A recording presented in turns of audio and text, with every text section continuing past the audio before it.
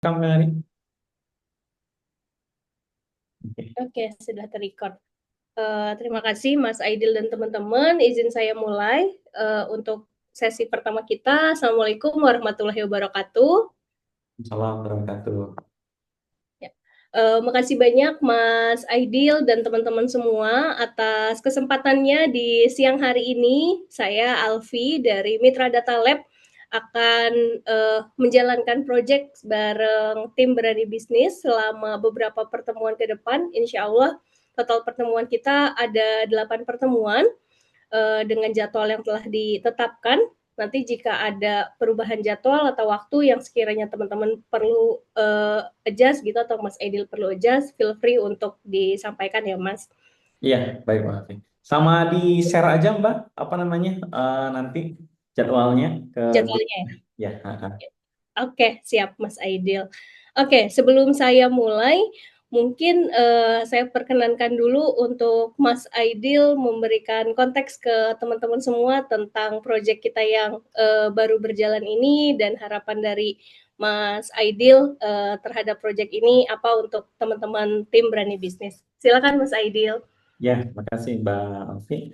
Ya, memang tujuan kita untuk namanya kerjasama ini ya dengan Mitra Data Lab agar kita itu memiliki sistem secara XR ya mulai dari bisnis prosesnya sampai nanti juga budaya perusahaan dan yang lainnya.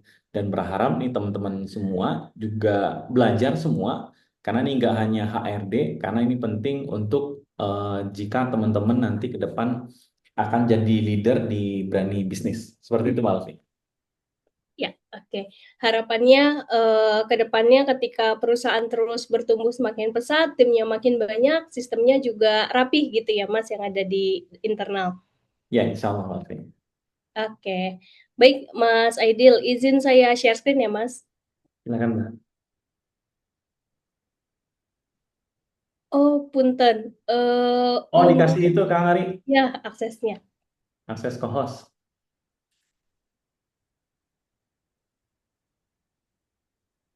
Udah, Mbak Alfi. Oke, ya Host. sudah bisa.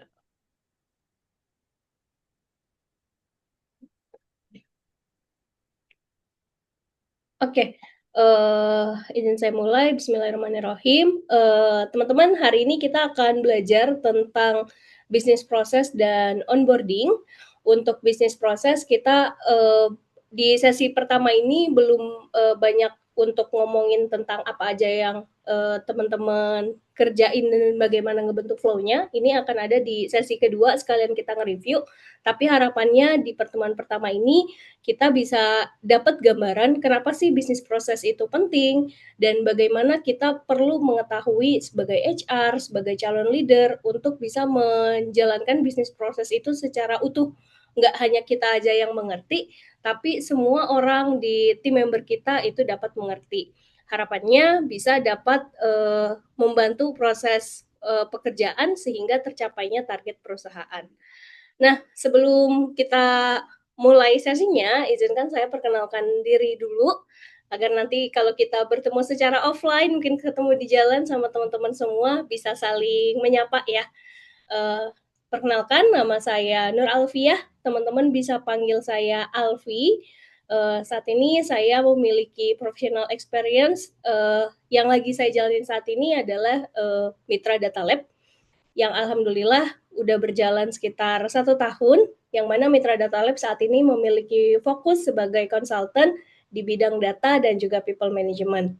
Sebelum saya membangun usaha saya sendiri, saya memiliki pengalaman kerja kurang lebih selama 10 tahun di 2 perusahaan.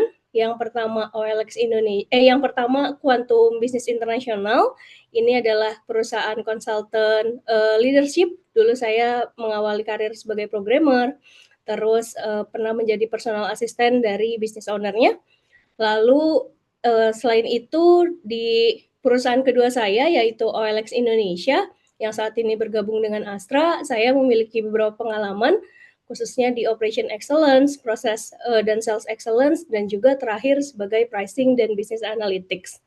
Nah, mungkin secara background tidak ada yang langsung bersentuhan dengan HR gitu role-nya. Tapi karena waktu di OLX Indonesia model bisnisnya adalah startup, Jadi setiap karyawan diberikan ruang untuk membuat proyek-proyek yang berkaitan dengan apapun yang diinginkan. Nah, alhamdulillah kebetulan waktu di OLX saya banyak explore untuk melakukan proyek-proyek yang berkaitan dengan HR dan tim HR itu sendiri.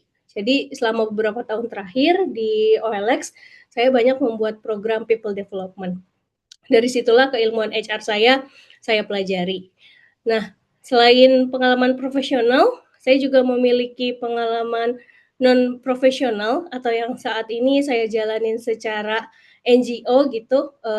Saya memiliki kelas belajar gratis di daerah Citayam. Feel free teman-teman yang suka main sama anak-anak, kalau ada waktu ingin berkunjung ke kelas belajar saya, boleh banget. Alhamdulillah udah berjalan 10 tahun, saya dirikan di dekat rumah orang tua saya. Nah, selain itu saya juga memiliki pengalaman sertifikasi di performance coach dan insya Allah lagi mau ngambil untuk life coach gitu. Nah, kurang lebih gambaran saya seperti itu teman-teman. Jadi semoga banyak hal yang bisa teman-teman pelajari dan kita saling belajar bersama di sesi HR mentoring kali ini. Nah, nggak afdol kalau yang kenalan cuma saya aja, karena saya butuh kenalan juga nih sama teman-teman semua gitu ya. Kita akan secara bergantian memperkenalkan diri.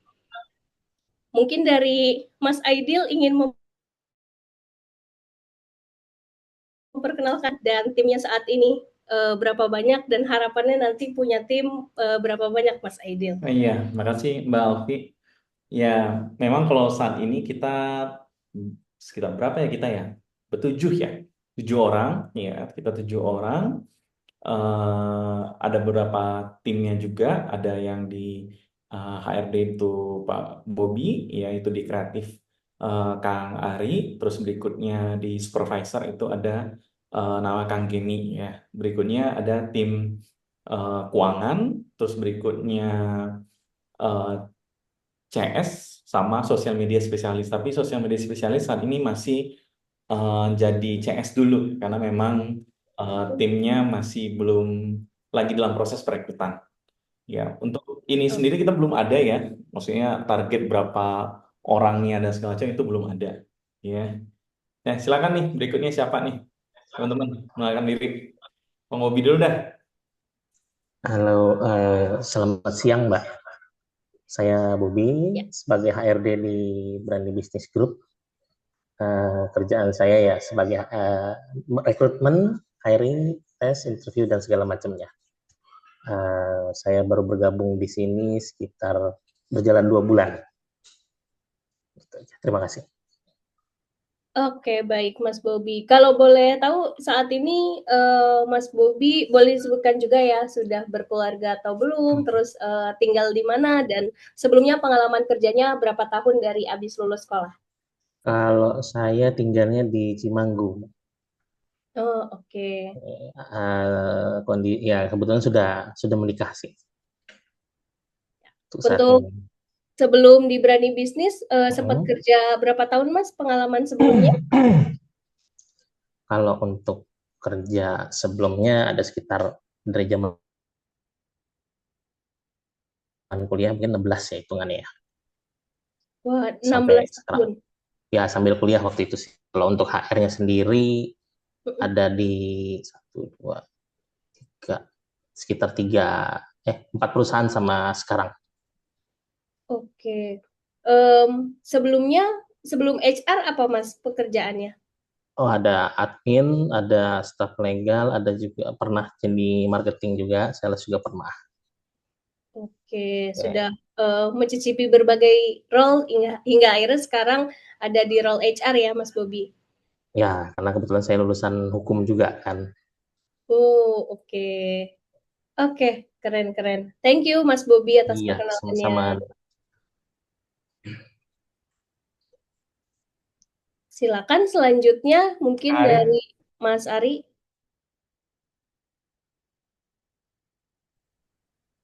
Ya, halo, selamat siang Mbak Alwi. Siang Mas. Ya, perkenalkan saya Ari Dana Mas Ari Danawari. Em, rumah sekarang ada di Ciluar Bogor ya. Kalau untuk di Berani Bisnis sendiri, kurang lebih sudah berjalan 3 tahun. 25 Oktober kemarin ya, sudah 3 tahun pas mungkin di sini. Wih, Uh, ya, apa aja yang dikerjakan sebelumnya ya, untuk sebelumnya sempat menghandle beberapa pekerjaan yang lain juga, tapi fokusnya lebih ke kreatifnya sih. Fokus-fokus untuk bikin konten baik untuk kebutuhan sosial media maupun untuk iklan juga. oke. Total pengalaman sebelum di Berani Bisnis berapa lama Mas bekerjanya? Total pengalaman kerja berarti eh dari tahun 2016 ya, kurang lebih 9 tahun total pengalaman kerja berarti. Oke, 9 tahun dan selalu di bidang kreatif atau beda-beda? Eh, Lebih ke media sih, tapi saya Hmm, pernah di radio 4 tahun sebagai seorang penyiar, kemudian pernah juga di lembaga-lembaga pendidikan, lebih ke ini aja, bantu-bantu editing untuk sebuah konten gitu ya, atau freelance juga kadang untuk bikin desain-desain atau video, voice over ya, lebih ke dunia-dunia media aja gitu. oke, dunia media mulai dari yang dulu penyiar radio, terus kreatif dan editing ya sekarang. Ya, Kalau di Berani Bisnis untuk bikin konten berarti sendiri Mas sekarang? iya untuk saat ini sendiri. Oke, kalau butuh talent gitu bareng teman-teman atau biasanya nggak ada talent kalau untuk nge-tag? Karena memang kondisi di sini yang nggak ada, maksudnya nggak banyak rekan-rekan kerja, ditambah yang ada juga belum tentu mau. Jadi saya selalu, apa ya, ya berpikir untuk buat konten ya tanpa ada talent aja gitu. Lebih Ah, mengutamakan apa namanya footage-footage yang ada, kemudian mengutamakan voice over juga kayak gitu. oke. Berarti Mas Ari lebih ke konten aja tapi nggak sampai handling ini Mas, ads gitu termasuk nggak? Kalau ads hanya support di konten iklannya aja, tapi kalau untuk ads-nya ada bagiannya lagi tim sama. Oke. Pokoknya full kreatif konten ada di Mas Ari, request-request desain-desain entah buat ads atau yang lainnya itu ke Mas Ari gitu ya. Betul, ya betul. Oke, terima kasih Mas Ari perkenalannya. Ya sama-sama. Silakan Kang Gemi. Baik, selamat siang Mbak. Sebelumnya, Ya, perkenalkan saya Gemilang, bisa dipanggil Gemi. Saya di Berani Bisnis ini bekerja tepatnya besok, mungkin besok itu tepat 1 bulan pas. Di oke. sini saya jadi supervisor Mbak, jadi kerjaan saya sehari-hari mungkin untuk saat ini apa ya, diskusi dengan Pak Bobi juga, dengan Pak Idul juga, menyusun SOP kerja, terus juga untuk monitoring pekerjaan teman-teman gitu, apa memastikan bahwa mereka tuh bekerja sesuai dengan SOP dan nilai-nilai perusahaan, dan Mm-mm. juga handling pekerjaan teman-teman yang memang dirasa apa dirasa memang teman-teman tuh kesulitan gitu Mbak. Itu sih Ya, Mbak. Nah, untuk pengalaman kerja sebelumnya, saya kebanyakan kerjaannya tuh kerjaan lapangan Mbak, dan per project gitu kebanyakan. Ya, oke. ya gitu. Jadi kebanyakan kerjanya lapangan karena saya kuliah jurusan perencanaan wilayah dan kota. Jadi banyak kerjanya kerja-kerja lapangan, survei-survei gitu Mbak, dan di sana tuh kebanyakannya pernah jadi surveyornya, pernah jadi koordinator surveyornya juga gitu Mbak. Nah, selain itu saya juga udah 3 tahun di bidang event organizer, dan itu juga per project juga Mbak. Jadi Hmm, panggilan-panggilan per project itu gitu. Di situ juga kadang saya jadi anggota event, kadang juga jadi koordinator event gitu. Gitu sih Mbak. oke. Total pengalaman kerja dari awal lulus sekolah berapa tahun, Mas? Berarti dari 2020 udah 5 tahun Mbak. 5 tahun. Apa yang membuat Mas Gemilang akhirnya shifting nih karirnya dari yang tata wilayah ke IO dan sekarang yang bentuknya digital gitu? Sebenarnya sih Mbak, kalau saya sih lebih seneng apa ya? Seneng aja sih, seneng belajar hal-hal baru gitu Mbak. Seneng mencoba banyak hal gitu. Seneng men-challenge diri saya sendiri gitu. Jadi kalau untuk shifting karir sendiri sebenarnya nggak ada alasan yang jelas.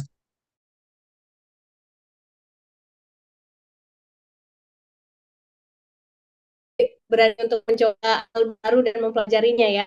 Ya betul. Oke, keren-keren. Saat ini Mas Gemilang posisinya SPV, berarti tim membernya ada siapa aja Mas yang under Mas Gemilang? Ada customer service, ada digital marketing, juga ada social media spesialis untuk sekarang gitu, Mbak. Dan mungkin ada staff event juga gitu kemarin-kemarin. Oke, CS, digital marketing, dan sosmed spesialis. Ya. Oke. Sip, terima kasih Mas Gemilang untuk perkenalannya. Ya, Mbak. Oke, baik teman-teman. Kita akan mulai masuk ke sesi materinya, tapi sebelum masuk, saya mau share sedikit tentang format HR mentoring yang akan berjalan beberapa waktu ke depan. Jadi formatnya adalah yang pertama, dari saya akan melakukan sharing, dan nanti teman-teman feel free juga kalau ada yang mau menambahkan atau punya pengalaman yang sebelumnya gitu, agar kita bisa saling berdiskusi gitu. Harapannya bisa interaktif sesi ini, nggak hanya saya aja yang berbicara, teman-teman juga boleh banget nanya atau menambahkan hal yang ingin ditambahkan. Nah, terus sesi Q&A, tanya jawab dari teman-teman kalau ada pertanyaan-pertanyaan yang kayak ngeganjel atau kayak kayaknya butuh nanya yang agak di luar konteks ini deh gitu, misalnya pas sesinya udah selesai, itu boleh banget. Dan selain Q&A juga ada sesi review. Nah, sesi review ini diharapkan dari Mitra Data Lab nantinya bisa membantu tadi membentuk template, framework, hingga membantu memberikan saran gitu, kira-kira biar sistemnya bisa rapi seperti apa. Dan nanti dari MidLab akan bantu kasih materinya dan buatkan format tugasnya, dan nanti di setiap sesinya teman-teman diharapkan bisa mengerjakan template-template tersebut hingga akhirnya dari sesi mentoring ini nanti terbentuklah sistem yang bisa digunakan, diimplementasikan. Jadi ini bukan sekedar sesi training yang teman-teman hadir terus selesai gitu ya, tapi harapannya di setiap sesi ada hal-hal baru yang bisa diimplementasikan di sistem kerjanya teman-teman.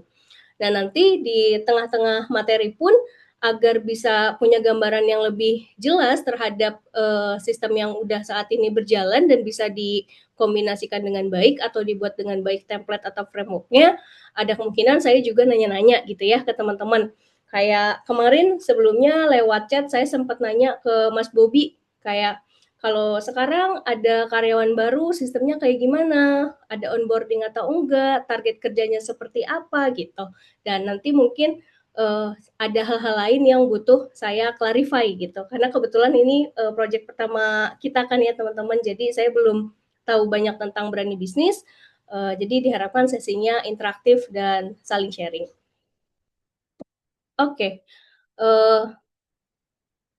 kita akan mulai sesinya dengan saya minta teman-teman sebutkan satu kata positif yang ingin diciptakan pada sesi hari ini. Ayo.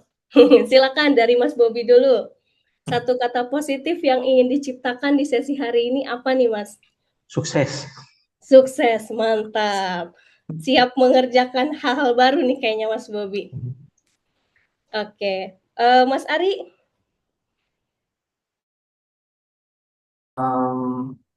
Tercerahkan mungkin. Tercerahkan, oke. Mas Gemilang? Bertumbuh, Mbak. Bertumbuh, luar biasa. Alhamdulillah Mas Aidil timnya luar biasa nih, di sesi pertemuan pertama udah banyak hal-hal positif yang ingin dicapai. Semoga nantinya kita bisa mencapai hal-hal yang positif, hal-hal baru yang bisa diimplementasikan secara baik di sistemnya Berani Bisnis. Nah, kita akan membahas beberapa topik, yaitu 4 topik besar. Yang pertama konsep bisnis proses, struktur organisasi, job analysis, dan terakhir onboarding karyawan. Nantinya di setiap di setiap topik ini akan ada mungkin template-template yang perlu untuk tadi ya teman-teman implementasikan, kerjakan, dan karena kebetulan timnya belum besar gitu, mumpung timnya belum besar, jadi teman-teman masih bisa berdiskusi satu sama lain gimana caranya untuk bisa bikin sistem ini aplikatif gitu. Jadi sistem itu nggak melulu harus yang sangat canggih, harus yang sangat kayaknya tuh keren banget gitu, tapi kalau susah digunakan, nggak bisa digunakan jangka panjang atau sama banyak orang, itu juga percuma. Jadi kita akan buat sistem yang efektif dan tentunya nanti gampang untuk dimonitoring. Nah, mungkin saya mau nanya dulu nih ke teman-teman. Menurut teman-teman, kenapa sih karyawan itu perlu mengerti bisnis proses yang ada di perusahaan? Karyawan ini berarti apapun role-nya ya, nggak hanya leadernya aja, tapi kenapa semua karyawan itu perlu mengerti bisnis proses yang ada di perusahaan?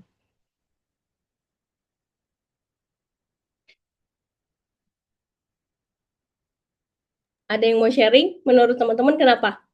Karyawan perlu mengerti bisnis proses yang ada di perusahaan. Boleh saya Mbak? Ya, silakan. Ya, kalau menurut saya, kenapa harus mengerti bisnis proses yang ada di sebuah perusahaan, supaya si karyawan tersebut punya bisa bisa menciptakan perasaan yang sama untuk membangun tujuan bersama si perusahaan tersebut. Dia ada satu visi di situ. Dia tahu bisnis prosesnya, dia termotivasi, jadi punya semangat juang yang besar untuk apa namanya, untuk menciptakan tujuan bersama perusahaan. Oke, keren banget, bener banget. Ini dengan Mas siapa? Punten, saya belum apal suaranya. Saya Ari. Oh ya, Mas Ari, benar. Jadi yang Mas Ari sebutkan harapannya bisa satu tujuan, satu visi gitu ya untuk nyamain kita mau kemana nih gitu ya. Oke, terima kasih banyak Mas Ari. Ada yang mau menambahkan lagi teman-teman yang lain? Mungkin kalau dari saya, agar si calon karyawan tersebut mengerti budaya atau sistem kerja yang sedang berjalan di perusahaan tersebut. Ya, betul banget Mas Bobi ya. Ya. Ya, oke. Terima kasih Mas Bobi. Dari Mas Gemilang mau menambahkan? Mungkin kalau dari saya Mbak, karena kan bisnis proses ini ada alurnya juga ya untuk mencapai goals gitu, untuk mencapai sesuatu. Ya. Jadi mungkin sangat perlu gitu, penting bagi karyawan untuk mengetahui bisnis proses, karena agar mengetahui alurnya dan jadi bekerja tuh ada arahannya gitu, sesuai dengan arahannya, sehingga semuanya tepat sasaran sih Mbak gitu, buat mencapai goals tersebut gitu Mbak. Oke, terima kasih banyak Mas Gemilang. Makasih banyak teman-teman semua atas jawabannya dan semua jawabannya benar. Jadi kenapa sih bisnis proses itu perlu banget dimengerti oleh semua karyawannya, nggak hanya yang punya jabatan tinggi sebagai leader aja, tapi semua karyawan. Bahkan kalau karyawannya pun misalnya ada OB-nya gitu, ada cleaning service-nya, mereka juga diharapkan tahu bisnis proses yang ada di perusahaan yang mereka bekerja itu apa. Karena harapannya yang terpenting tadi tujuannya bisa sama gitu. Walaupun masing-masing role udah punya tugasnya masing-masing, tapi kalau dari awal udah dibekali dengan sebuah bisnis proses yang jelas, perusahaan ini bentuk bisnisnya kayak gimana, dapat duitnya dari mana, cara dapetin duitnya gimana, terus siapa aja yang punya peran paling penting. Kan perusahaan pasti harus tadi ya mendapatkan revenue, mendapatkan uang sehingga perusahaan tersebut bisa berjalan secara baik gitu dan bertumbuh. Nah, itu harus diberikan kejelasan dari awal. Nah, kenapa kejelasan ini harus dibentuk dari awal?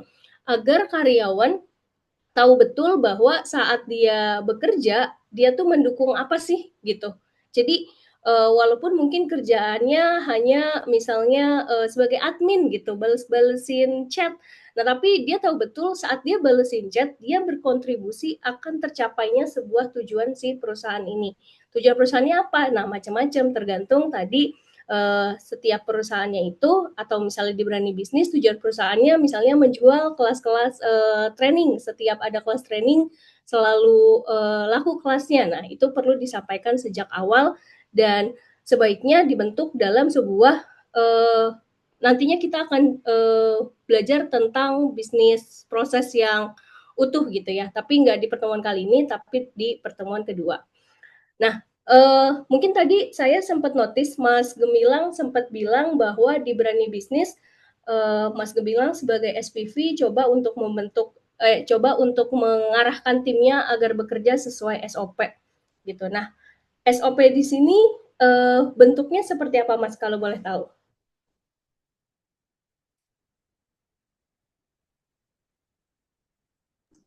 Maksudnya bentuknya itu bentuk seperti apa, Mbak? Bentuknya maksudnya apakah ada dokumen yang disampaikan ke karyawan atau ada catatan tertulis gitu atau kayak gimana? Oh iya betul, Mbak. Untuk bentuknya sih catatan tertulis gitu, Mbak. Jadi kayak untuk saat ini sih masih kayak misalnya aduh ada miss nih, tambahin lagi dalam bentuk spreadsheet kadang itu terus Mm-mm, di-share kembali gitu. Gitu sih, Mbak. Terus ada juga sih yang pakemnya mungkin di Pak Bobi datanya gitu. Saya juga berpacu ke sana gitu. mm-mm. Gitu, Mbak. Oke, berarti sekarang bentuk SOP itu ada di spreadsheet ya? Ya, betul. Oke, selain spreadsheet, saat ini di Berani Bisnis, misalnya nih kayak tadi Mas Gemilang kan juga baru bergabung ya. Pas pertama kali bergabung di sini, apakah ada gambaran tentang kayak flowchart, alur, gimana sih cara bisnis di sini berjalan hingga menghasilkan revenue? Itu ada nggak, Mas?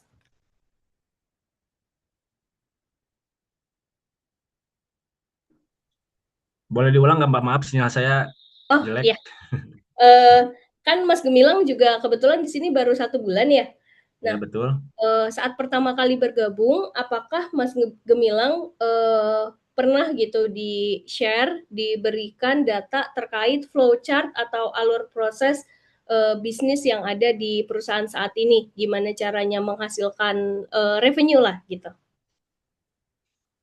Kalau itu sih belum ya Mbak, paling baru sekedar sharing-sharing pengalaman aja gitu dari yang teman-teman sebelumnya gitu yang udah pernah menjalankan di Berani Bisnis bagaimana workflow-nya lah gitu ibaratnya Ya, flow chart apa workflow-nya gitu ya Mbak ya. mm-mm. Dan ya gitu sih baru paling sekedar itu aja sih Mbak. Oke, jadi pun Mas Gemilang saat ada karyawan baru ngasih tahu timnya masih dalam bentuk lisan gitu ya, ngeceritain lah. Ya betul betul Mbak. Ya betul Mbak. Oke, berarti ini yang di next pertemuan kita akan bahas lebih dalam gimana caranya kita ngebentuk alur kerja yang terstruktur, yang secara global dan nanti maupun turunannya per divisi. Oke, terima kasih. Oke, makasih Mas Gemilang. Nah, eh, secara garis besar konsep bisnis proses itu ada 3. Yang pertama adalah proses input. Nah, input ini apa sih? Input ini tentang gimana kita sebagai HR, sebagai leader, sebagai atasan itu bisa memberikan input sebaik-baiknya, memastikan input kita itu sesuai dengan apa yang kita mau gapai gitu. Ibaratnya kalau kita mau dapetin level yang tertinggi, nah inputannya ini nih harus kita siapin dengan sebaik-baiknya agar dia mampu melakukan hal yang mau kita tuju. Nah, input ini dalam konteks bisnis proses itu adalah sumber daya karyawan. Yang dimaksud sumber daya karyawan apa? Yang dimaksud sumber daya karyawan adalah tentang gimana kita sebagai HR, leader, dan atasan itu bisa memastikan meng-hire karyawan atau mendevelop karyawan yang sekarang ada dengan sebaik-baiknya. Ibarat komputer, kita mesti bisa naikin spesifikasinya gitu. Kalau yang sebelumnya RAM-nya cuma 2 giga, gimana caranya kita bikin RAM-nya jadi 4 giga nih, biar biar dia bisa ngebut lah ibaratnya. Kenapa harus ngebut? Nah itu tadi, karena kita pengen punya capaian keberhasilan yang harapannya semakin semakin tahun gitu ya, dari tahun ke tahun semakin baik, dari bulan ke bulan semakin baik, sehingga kita perlu pastikan dulu sumber daya karyawan kita udah sebaik apa. Ketika sumber daya karyawan atau inputnya sudah baik, next-nya akan terjadilah sebuah proses. Nah, proses inilah yang bisa diolah dengan cepat kalau si inputannya baik gitu. Ibaratnya dengan sistem kita yang sekarang gitu ya, dengan bisnis yang terus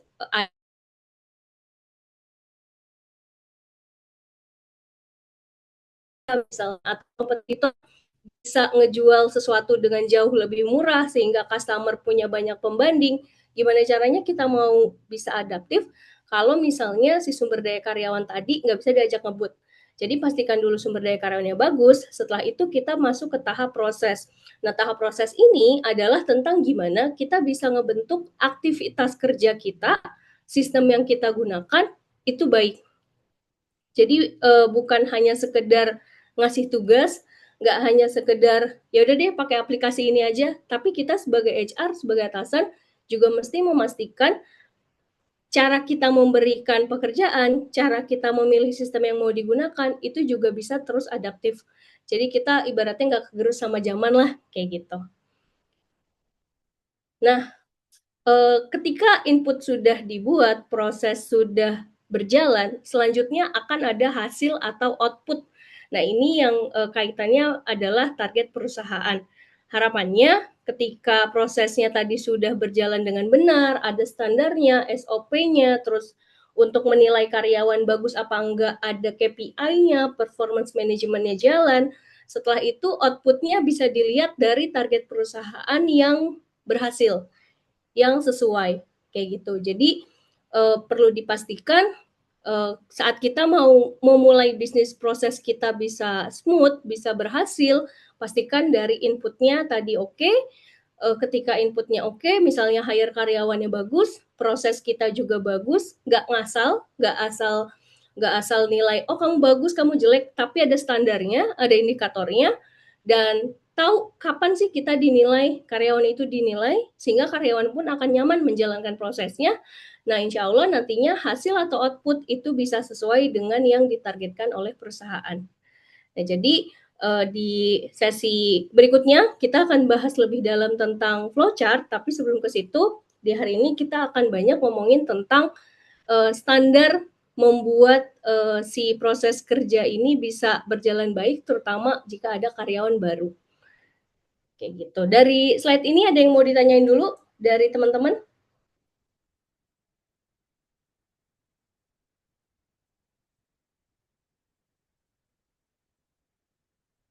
Cukup jelas? Jelas. Jelas ya. Oke. Nah, pada umumnya secara fungsi utama bisnis itu bisa kita petakan berdasarkan divisi yang ada di perusahaan. Nah, ini hanya contoh garis besar gitu ya. Nggak semua bisnis harus langsung punya semua divisi gitu juga nggak. Biasanya untuk level UMKM atau yang baru corporate kecil itu akan dimulai dengan beberapa divisi dulu. Tapi ketika nanti udah semakin besar timnya, biasanya akan dibentuk divisi yang lebih spesifik lagi agar bisa menghandle proses bisnis secara lebih smooth, lebih teratur. Nah, di sini ada contoh, ada divisi marketing bertujuan untuk memasarkan, ada divisi sales untuk melakukan penjualan, ada divisi produk atau operation, itu biasanya melakukan produksi, divisi finance mengelola keuangan, dan divisi HR untuk mengelola karyawan dan manajemen. Secara struktur organisasi, biasanya bentuknya seperti ini. Nah, ini ada satu tambahan yaitu R&D. R&D juga kaitannya biasanya dekat sama operation atau produk, tentang gimana sebuah perusahaan bisa terus menciptakan produk-produk atau servis-servis baru agar tadi si perusahaannya bisa terus adaptif dan agile menghadapi berbagai inovasi yang hadir. Nah, mungkin saya nanya ke Mas Bobi nih. Kalau saat ini di Berani Bisnis, apakah semua divisinya itu sudah lengkap timnya atau seperti apa, Mas? Saat ini yang ada itu divisi kreatif, digital marketing, customer service, sosial media, supervisor operasional, sama HR. Oke, kalau finance ada sama, ya? sorry, saya tambahin accounting, sorry. Accounting ada. Kalau sales, proses sales itu terjadi di mana, Mas? Kalau di Berani Bisnis? Kalau sales itu jatuhnya di customer service ya. Kita memang nggak pakai sales. Nggak pakai sales ya. Berarti langsung tadi proses salesnya itu diciptakan dari digital marketing. Kalau ada leads masuk dikelola sama CS-nya agar bisa closing gitu ya. Betul. Oke, sebenarnya CS-nya juga mirip-mirip sama sales tapi versi online kali ya. Karena dia tetap perlu punya skill untuk closingin gitu ya. Ya. Oke. Oke, nah di selanjutnya saya akan menjelaskan pada umumnya setiap divisi itu ada role apa aja dan tujuan tujuan divisi itu biasanya apa dan biasanya target target tiap divisi itu tuh apa sih gitu. Jadi biar kita juga sama-sama belajar bahwa ternyata untuk ngebentuk sistem sistem bisnis, sistem perusahaan yang bagus, kita perlu memastikan bahwa setiap divisi itu jelas apa keberhasilan yang diukur gitu. Jadi contoh misalnya Mas Ari sebagai tim kreatif atau tim konten itu biasanya ada di divisi marketing. Atasan ataupun HR itu mesti bisa punya satu tolak ukur yang jelas, satu atau beberapa gitu ya, target matrix yang jelas. Kalau Mas Ari kerjanya bagus, definisi bagus, itu tuh saat apa gitu. Nah ini kita akan coba ulas dari masing-masing divisi biasanya apa. Yang pertama, divisi marketing. Divisi marketing ini tujuan divisinya adalah membangun brand awareness dan biasanya menarik leads dengan cara tadi misalnya digital marketing dan meningkatkan engagement customer. Jadi harapannya si divisi marketing ini bisa menghadirkan brand awareness yang tinggi, narik leads biar datang ke kita, biar mau beli, biar mau nanya-nanya orang, terus bisa meningkatkan engagement yang baik ke calon customer kita. Nah, biasanya job role atau job position yang ada di divisi marketing itu macam-macam, nggak cuma satu doang, tapi bisa berbagai macam bentuk, terutama kalau udah timnya besar banget gitu ya. Ini hanya sebagai gambaran aja. Biasanya ada marketing manager, digital marketing specialist, content creator atau copywriter, sosial media, SEO spesialis. Terus kalau ada event online biasanya ada brand activation, trade marketing, dan banyak lagi job role-nya si marketing. Tapi tujuan matriksnya itu jelas. Yang pertama di marketing itu biasanya harus bisa mengukur brand awareness-nya tuh udah sejauh apa sih, udah sebagus apa sih dengan total reach atau impression yang masuk entah ke sosial media ataupun ke website. Terus website trafficnya dilihat, SEO rankingnya, engagement rate-nya, dan cost per leads-nya kalau untuk si digital marketing. Nah, mungkin saya mau nanya dulu ke Mas Ari yang berkaitan dengan divisi marketing. Kalau saat ini di Mas Ari sendiri, apakah udah punya matriks yang jelas kayak kalau saya bikin konten ini mesti angka like-nya misalnya sekian gitu atau angka engagement rate-nya di IG mesti sekian, itu udah ada belum Mas? Iya.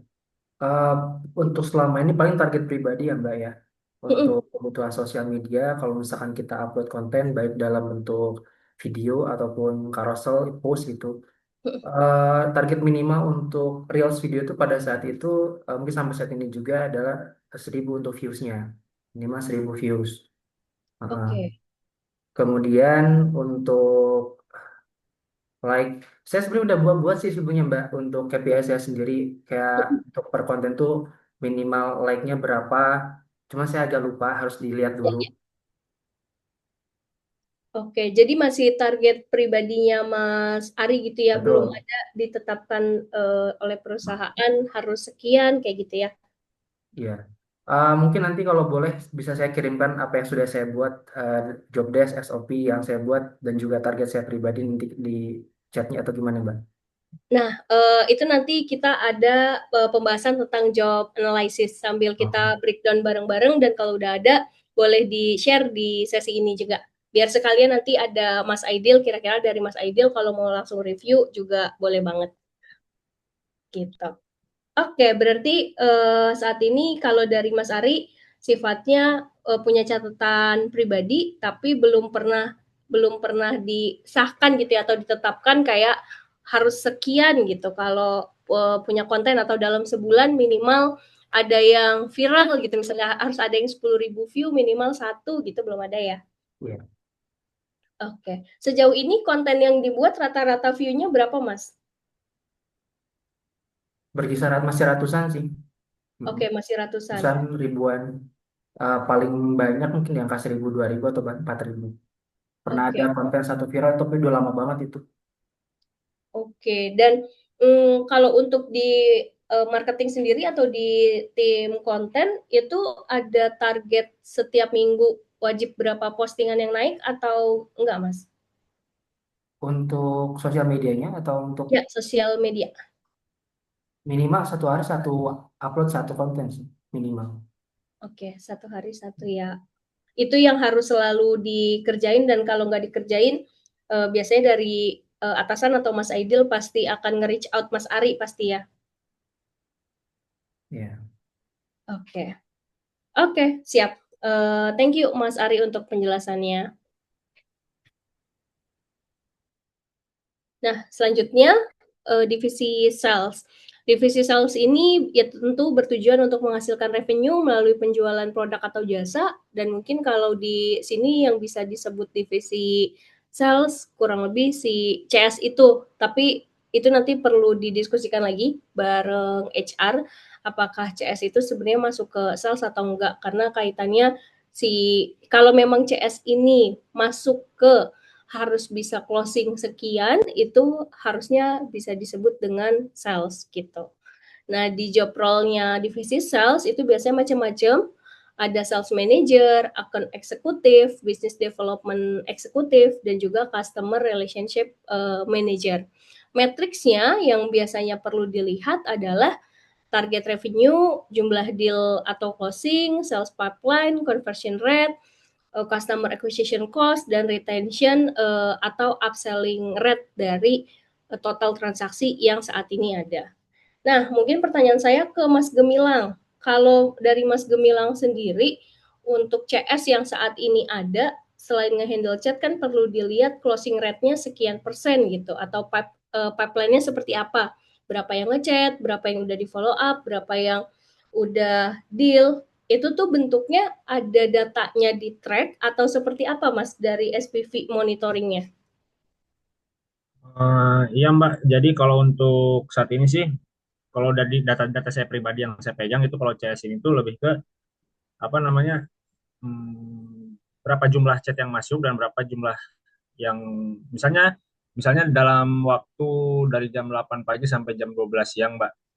Misalnya dari dua waktu itu ada berapa chat masuk dan juga misal ada berapa yang di follow up dan juga ada berapa yang memang closing gitu Mbak. Paling baru gitu aja sih kalau untuk catatan pribadinya gitu. Oke, dan cara Mas Gemilang tahu berapa yang masuk chat itu gimana, Mas? Mau saya pegang WA-nya CS Mbak. Saya juga pegang. Jadi apa alat komunikasi yang digunakan CS dengan customer saya juga pegang gitu. Oh, itu ada aplikasi yang langsung ke track gitu ya? Enggak sih masih manual sih Mbak. Masih catatan manual gitu. Oh, jadi CS-nya akan ngerekap manual gitu, Mas? Ya betul. Oke. Hmm. Rekap manual ini ke GSIT atau kemana, Mas Gemilang? Ya ke spreadsheet Mbak. Kalau dari customer service-nya gitu. Cuma kalau saya juga punya catatan sendiri karena saya juga apa pegang pegang alat komunikasinya CS, jadi saya juga bisa ngelihat dari situ gitu, pegang-pegang catatan saya sendiri gitu Mbak. Dan Oke. itu juga tetap saya catatnya di G-Sheet gitu. Oke. Nah, ini nanti kita coba share screen ya, Mas, setelah kita bahas terkait job analysis.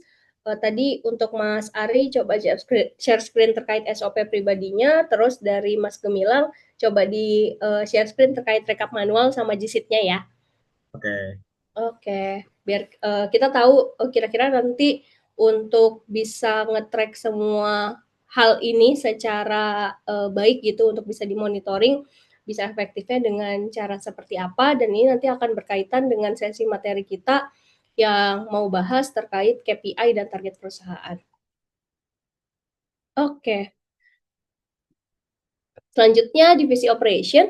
Divisi operation ini biasanya berkaitan untuk usaha yang punya bentuknya bentuknya produk gitu ya, yaitu untuk menghasilkan produk berkualitas dengan efisiensi biaya dan waktu. Tapi untuk produk yang seperti berani bisnis mungkin ini akan berbentuk sebagai si job role-nya yang kalau ada event offline, terus ada yang berkaitan dengan proses operation saat live lagi berjalan, pembelajaran lagi berjalan. Nah, itu mungkin bisa masuk ke divisi operation. Kalau saat ini Mas Bobi di divisi operationnya Berani Bisnis berarti apa Mas yang ada job positionnya atau job role-nya? Untuk operationnya sendiri itu di Mas Gemi juga, Mbak. Oh, di Mas Gemi ya? Ya, karena beliau sebagai supervisor operasional juga di sini kan. Oke, oke. Berarti yang tadi CS, terus digital marketing, sosmed, sama admin kalau lagi live ya Mas Gemi? Betul Mbak. Maksudnya kebetulan admin live itu gimana Mbak maksudnya? Kalau admin, misalnya yang ngurusin lagi ada pembelajaran gitu, ada live, itu tuh Oh ya, yang ya betul betul. itu ada adminnya sendiri atau itu masuknya ke CS? Kalau itu ada adminnya sendiri sih Mbak, disebutnya di kami kemarin staff event. Oh, staff event, ya. Ya, Oke, berarti staff event itu juga ada ya? ya betul. Oke. Lagi kosong sekarang, Mbak. Ya. Oh, ya, lagi kosong Mas Aidil. Berarti kalau lagi kosong di backupnya sama CS atau siapa Mas? Nggak, Kang Gemi sama Kang Ari. Karena Oke. malam kan biasanya. Ya, oke.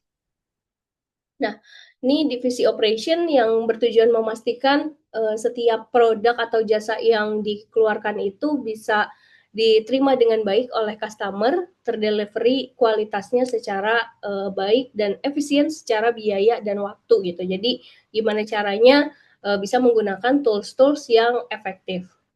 Nah, ini juga biasanya ada matriksnya, tergantung tadi si job role-nya itu apa. Contoh kalau misalnya staff event, matriksnya bisa jadi memastikan nggak ada keterlambatan dalam ngirim link yang dibutuhkan, terus memastikan prosesnya nggak ada error gitu, agar agar si produk yang keluar ini atau jasa yang keluar ini dianggap berkualitas oleh customer. Nah, selanjutnya biasanya ada divisi R&D. R&D ini Research and Development bertujuan untuk mengembangkan inovasi produk baru dan meningkatkan kualitas produk atau jasa yang udah ada. Job role yang umumnya ada di divisi ini biasanya ada R&D Manager, Product Development Specialist, Market Research, dan juga Innovation Specialist. Matriksnya biasanya adalah jumlah produk baru yang dikembangkan ada berapa banyak, waktu rata-rata dari setiap ide yang dikeluarkan sampai produk siap dijual, prototipenya itu butuh waktu berapa lama, atau success rate produknya barunya adopsi pasar seberapa baik, presentasi revenue dari produk baru tersebut, dan biaya riset per project. Nah, kalau di Berani Bisnis, Mas Aidil, R&D-nya berarti sama Mas Aidil sendiri ya? Kalau mau ngembangin hal-hal baru, misalnya kayak yang kemarin sempat kita discuss, mau ngeluarin topik baru gitu, atau nyoba topik hal yang out of the box gitu misalnya. Ya, masih saya sih, Mbak. Memang ada rencana kita juga mau ada divisi tersendiri nih, R&D, karena untuk eh, melihat kayak modulnya itu masih update nggak dan segala Ya, macamnya, itu memang butuh ada orang yang eh, berada di sini. Mesti harus ada nih R&D di abis ini. ya betul. Karena benar sih, karena sekarang produk digital juga cukup banyak ya Mas Aidil. Perlu dilihat juga kecepatan produknya tuh apa bisa sustain lama satu produk atau memang perlu terus diperbarui gitu ya. Hmm. Oke. Nah, selanjutnya divisi finance. Divisi finance ini bertujuan untuk mengelola keuangan perusahaan, menjaga cash flow, dan memastikan kepatuhan finansial yang ada. Job role-nya finance manager, akuntan, misalnya admin finance, atau kalau perusahaan lebih gede lagi, biasanya sampai ada finance yang cuman ngurusin perpajakan doang, misalnya tax aja gitu. Nah, matriksnya revenue, margin, cash flow, liquidity ratio, budget variance untuk tiap keperluan, kayak gitu. Nah, terakhir divisi HR. Ini divisinya Mas Bobi yang bertujuan untuk mengelola SDM agar bisa meningkatkan produktivitas dan menjaga kepuasan bekerjanya si karyawan. Job role-nya pun juga macam-macam. HR kalau perusahaannya balik lagi udah banyak karyawannya, itu biasanya ada HR yang megang masing-masing spesialisasinya. Ada yang rekrutmen, training development, business partner, generalis, bahkan sampai ada employee engagement. Jadi employee engagement ini biasanya adalah staff HR yang bertujuan untuk bikin acara-acara seru yang sesuai dengan budaya perusahaan dan agar karyawannya bisa terus engage sama perusahaan. Nah, matriksnya juga macam-macam sesuai dengan tadi role yang ada di HR ini, ada durasi rekrutmen, employee program engagement, terus training completion rate, dan berbagai matriks lainnya. Jadi intinya dari semua penjelasan divisi ini perlu kita ketahui dan pahami setiap divisi itu berarti perlu diperjelas dulu tujuannya apa, job role-nya mesti jelas, dan terakhir matriksnya atau target keberhasilannya itu harus diidentifikasi jelas sejak awal. Kenapa kayak gitu? Agar seorang karyawan nggak ngerasa bingung, titik berhasil saya saat bekerja tuh saat lagi ngapain sih? Saat saya udah mencapai angka berapa sih? Nah, itu diperjelas di awal. Nah, sebelum kita sebelum kita lanjut ke tahap berikutnya, yang akan lebih banyak ngomongin tentang job analysis, mungkin tadi dari Mas Ari dulu mau nge-share nggak, Mas? Catatan pribadinya terkait matriks-matriks yang ada di marketing.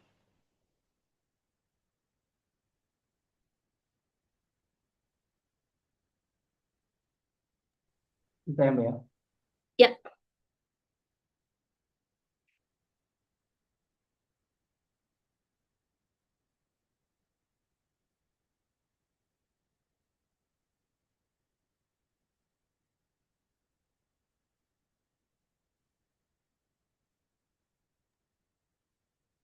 Ya, ini untuk divisi konten konten kreatif yang sebelumnya saya buat SOP-nya. Jadi untuk pembuatan sebuah konten itu kan ada beberapa tahapan ya, mulai dari perencanaan idenya, kemudian produksi, editing, dan seterusnya. Jadi SOP yang saya buat itu disesuaikan dengan apa namanya tahapan-tahapan itu sendiri. Jadi untuk perencanaan ide ada SOP-nya sendiri, untuk produksi kontennya ada SOP-nya sendiri, untuk editingnya ada SOP-nya sendiri gitu. Jadi saya bagi-bagi pakai gini oke. sampai si konten tersebut dipublikasi baik untuk konten sosial media ataupun untuk iklan. Ya,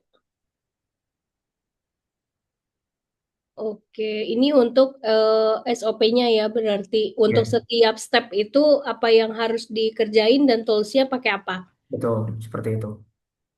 Oke, Mas. Lanjut, Mas. Untuk matriks targetnya. Untuk matriks targetnya di sini, jadi untuk targetnya sendiri juga dibagi menjadi beberapa bagian ya. Kayak misalkan untuk produksi konten ada targetnya dalam 1 bulan harus berapa. Di sini saya buat kurang lebih dalam 1 bulan tuh harus buat 30 poster misalkan. Kemudian untuk videonya sekitar 40-an reels. Kemudian untuk apa namanya kualitas produksi kontennya sendiri, apakah itu konten original atau kontennya itu konten repost dari konten-konten lain kita repost ulang gitu. Nah, itu juga harus ada beberapa kriteria yang harus apa namanya ditunaikan lah gitu dalam setiap bulannya misalkan. Kemudian untuk waktu pengerjaannya juga eh, dalam 1 hari minimal berapa konten harus dibuat. Contoh misalkan di sini 2 konten per hari. Nah, ini untuk target setelah publikasinya. Ketika sudah dipublikasi di sosial media, berapa berapa jumlah followers minimalnya, targetnya kurang lebih yang saya sampaikan tadi sekitar 1000 views, sorry maaf, yang ini 1000 views. Kemudian untuk jumlah share-nya, jumlah komennya, jumlah like-nya, berapa persen dari followers yang ada kayak gitu. Ini udah saya buat sebelumnya, karena kan sebelum Oke. itu ada konten itu ada timnya juga ya sebelumnya. Ada selain saya beberapa waktu itu ada 1 orang lagi. Nah, ini saya buat SOP ini, KPI ini untuk ya untuk bareng-bareng lah pada saat itu gitu. Oke, wah keren banget Mas Ari, ini udah bisa disebut KPI sih, cuma nanti kalau KPI kita akan belajar tentang menentukan target-target yang paling krusial. Jadi kalau yang masuk KPI umumnya itu cuman 5 sampai 7 matriks gitu. Tapi semua hal ini memang baiknya di-track, itu nanti juga ada kaitannya sama gimana kita nge-track matriks perusahaan yang ada di tiap divisi. Ini berarti Mas Ari waktu itu bikin sendiri nih, Mas? Ya, ya arahan dari Pak Idil juga lah. Jadi saya Oke. bikin ini. Nah, Nah, kalau targetnya udah dibuat, cara nge-track si misalnya timnya gitu atau Mas Ari udah setiap bulan ngerjain, tadi kan ada target yang bulanan, mingguan gitu misalnya. Itu ada trackernya kah atau belum ada saat ini? Kalau tracker sih enggak, tapi sebelumnya itu eh, ke tim sebelumnya ya yang ada itu saya selalu minta ketika selesai dalam satu hari itu ada laporannya untuk kayak misalkan hari ini buat konten apa aja, progresnya sampai mana, apakah sudah selesai atau baru 50% atau 70% itu nanti harus dilaporkan setiap harinya. Kemudian nanti ketika sudah upload, waktu itu masih kita juga yang upload tim konten, Ya. upload. Nah, dari situ dilihat per minggu sih biasanya seminggu setelah konten tersebut naik, 3 hari sampai 1 minggu kita lihat perkembangannya. Apakah bagaimana viewsnya, bagaimana like-nya, bagaimana komennya. Dari situ sih Pak, masih ya manual aja nge-tracknya gitu.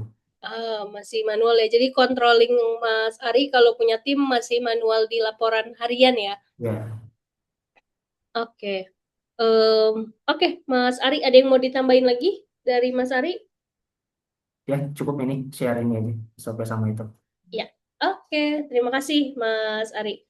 Oke, saya stop share ya. Ya, stop share Mas. Oh ya, mungkin satu pertanyaan lagi, Mas Ari. Berarti saat ini kalau dari atasan gitu Mas Aidil atau HR suka ada pertanyaan nggak? Maksudnya bulan ini udah naik berapa konten gitu? Itu Mas Ari bisa jawab dengan cepat nggak? Misalnya ini kan udah mau akhir bulan nih, harusnya misalnya setiap bulan ada 30 konten reels yang naik. Tapi kalau ditanya secara langsung gitu, misalnya sama atasan atau HR, udah ada berapa konten yang naik? Itu ada catatan lognya atau perlu dihitung dulu? Harus dilihat dulu semua. Oh, oke. Berarti itu tadi masih belum di track ya. Biasanya belum dicatat runut lah kalau habis ngeposting ya. Ya, kalau sebelumnya kan kita juga ada jadwalnya. Kita buat jadwal konten, jadwal upload kayak misalkan eh saya ke tim sebelumnya itu saya selalu minta teman-teman untuk bikin kalender kontennya dalam 1 bulan. Misalkan Mm, 1 bulan, misalkan 1 minggu. Satu mm, minggu ini konten apa aja yang akan diupload, dibuat kalendernya, mm. kemudian diproduksi. Ketika waktunya tiba ya tinggal diupload aja. Gitu. Jadi paling nanti ngelihatnya dari situ sih Mbak. Tetap dilihatnya secara manual. Tapi Ya, kalau misalkan ditanya langsung, ya harus ngelihat datanya juga. hitung dulu ya. Maksudnya ngelihat dulu si Ya, kalendernya udah berapa yang checklist gitu ya. ya gitu. Oke. Oke, clear Mas Ari. Thank you. Nah, selanjutnya Mas Gemilang, punten mau nanya, kalau tadi sempat ngomongin matriks yang ada di CS terkait leads, berapa yang di follow up, nah itu gimana cara ngerekapnya Mas? Kalau mau share screen silakan ya.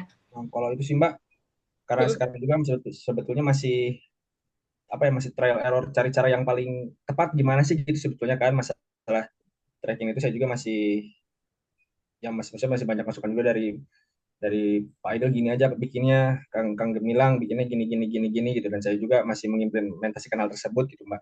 Jadi paling kalau di share screen paling begini Mbak. Untuk contohnya ya Pak ini ya, untuk contohnya jadi ada dua. Yang Ya, pertama dari apa namanya, dari saya pribadi, yang satu lagi dari data si CS-nya gitu Mbak. ya. Untuk datanya ya.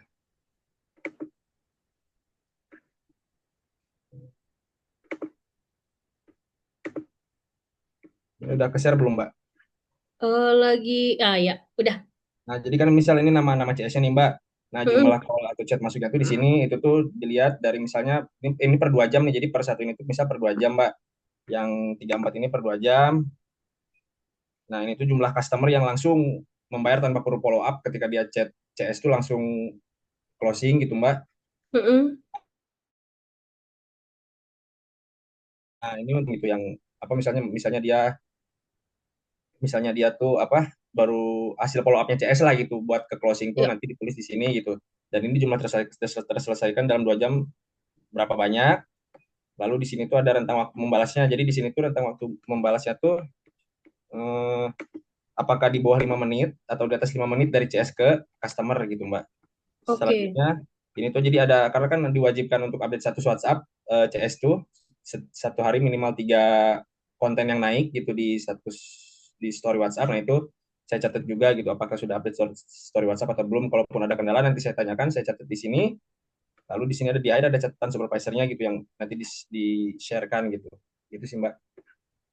Oke. Nah, yang nyatet angka summary-nya 25 atau berapa, ini secara harian atau gimana, Mas? Iya sih, Mas, secara langsung sih.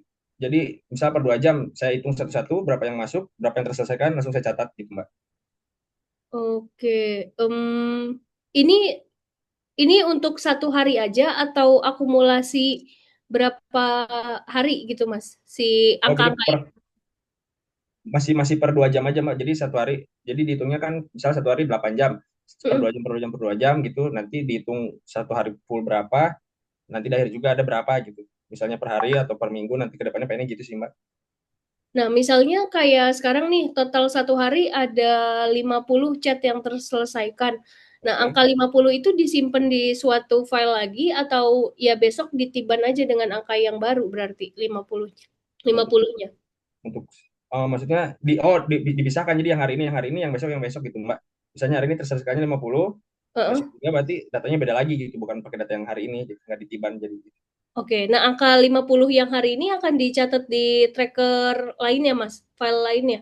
Belum sih, Mbak, masih di sini aja untuk saat ini. Oh, Masih di masih di masih oke. di spreadsheet ini aja gitu. Untuk toolsnya juga masih belum ada gitu selain spreadsheet ini. Oke. Berarti tugas SPV salah satunya ngontrol itu tadi 2 jam sekali, ngitungin ada berapa, terus rekap ke sini gitu ya? Betul, betul, Mbak. Untuk CS-nya.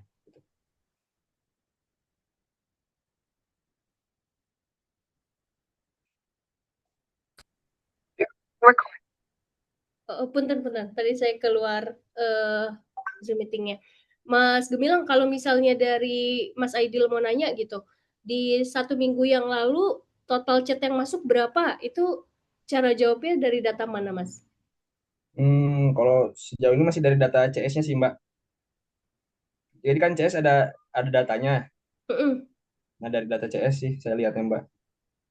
Oke, data CS tuh laporan harian atau Ya, gimana? laporan harian betul. Oke, boleh di-share juga Mas bentuknya kayak gimana? Boleh sebentar ya, Mbak. Ya.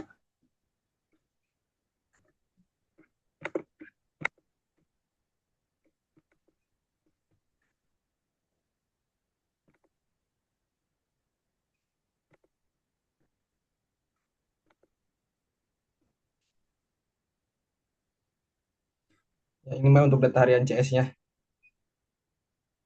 Oke. Oh, setiap Setiap hari eh, ada catatannya berapa chat yang ini terselesaikan gitu, Mbak, maksudnya. ya Jadi ini kalau kalau ini tuh peserta selesai dan peserta proses itu di apa? Kita kan pakai aplikasi online order. Nah, itu dari situ dilihatnya. oke. Kalau yang catatan harian itu ada tanggal-tanggal harian, bentuknya itu ada data nama-nama customer-nya apa apa langsung angka-angka rekapan aja, Mas? Langsung angka-angka rekapan aja sih, Mbak. Oke. Oke.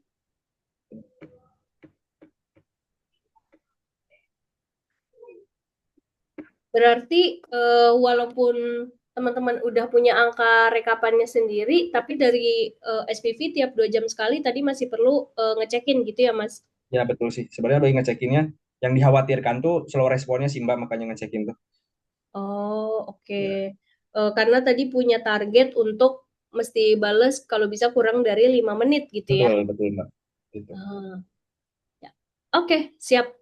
Nanti saya coba lihat kira-kira ada cara efektif atau enggak untuk minggu depan kita bahas ya, Mas Baik, Gilang dan Mas Ari. Thank you. kasih, Mbak. Ya, Ya. Nah, thank you Mas Ari, Mas Gemilang untuk share data tadi. Jadi kenapa saya nanya cukup detail gitu ya, karena di minggu depan nanti rencananya kita akan mau coba pertama nge-review bisnis proses dan template-template yang udah dikerjain, dan yang kedua kita akan bahas lebih dalam tentang gimana caranya kita bisa bikin bisnis proses yang rapih di awal, gampang gampang dipahami oleh orang yang baru bergabung, dan untuk teman-teman yang udah bekerja lama gampang untuk monitoringnya gitu. Jadi harapannya teman-teman nanti nggak perlu lagi untuk banyak manual prosesnya itu sih, sehingga teman-teman bisa lebih banyak berpikir ke arah strategi. Oke. Satu lagi Mbak Alfi, Kang Ari tolong dituin, jadiin co-host. Jadi kalau yang dari CS tuh nggak hanya itu sih Mbak, jadi ada seperti ini juga. Jadi sebenarnya sih per itu sudah ada. Jadi misalnya kayak ini misal brand ekspor impor itu tanggal satunya namanya siapa, nomor teleponnya, udah follow up berapa kali, ini kotanya, jadi interaksinya juga, topik utamanya, masalahnya seperti apa, eh, terus juga ada alasan ikut Zoom-nya dan juga rencananya kira-kira mau ekspor atau impor. Balik lagi masing sudah ini sudah ada, nggak hanya yang kayak tadi yang seperti Kang Gemi, tapi juga sudah ada dari customer service juga ada buat harian, karena kita mau tahu juga berapa nama pesertanya siapa, kotanya dari mana.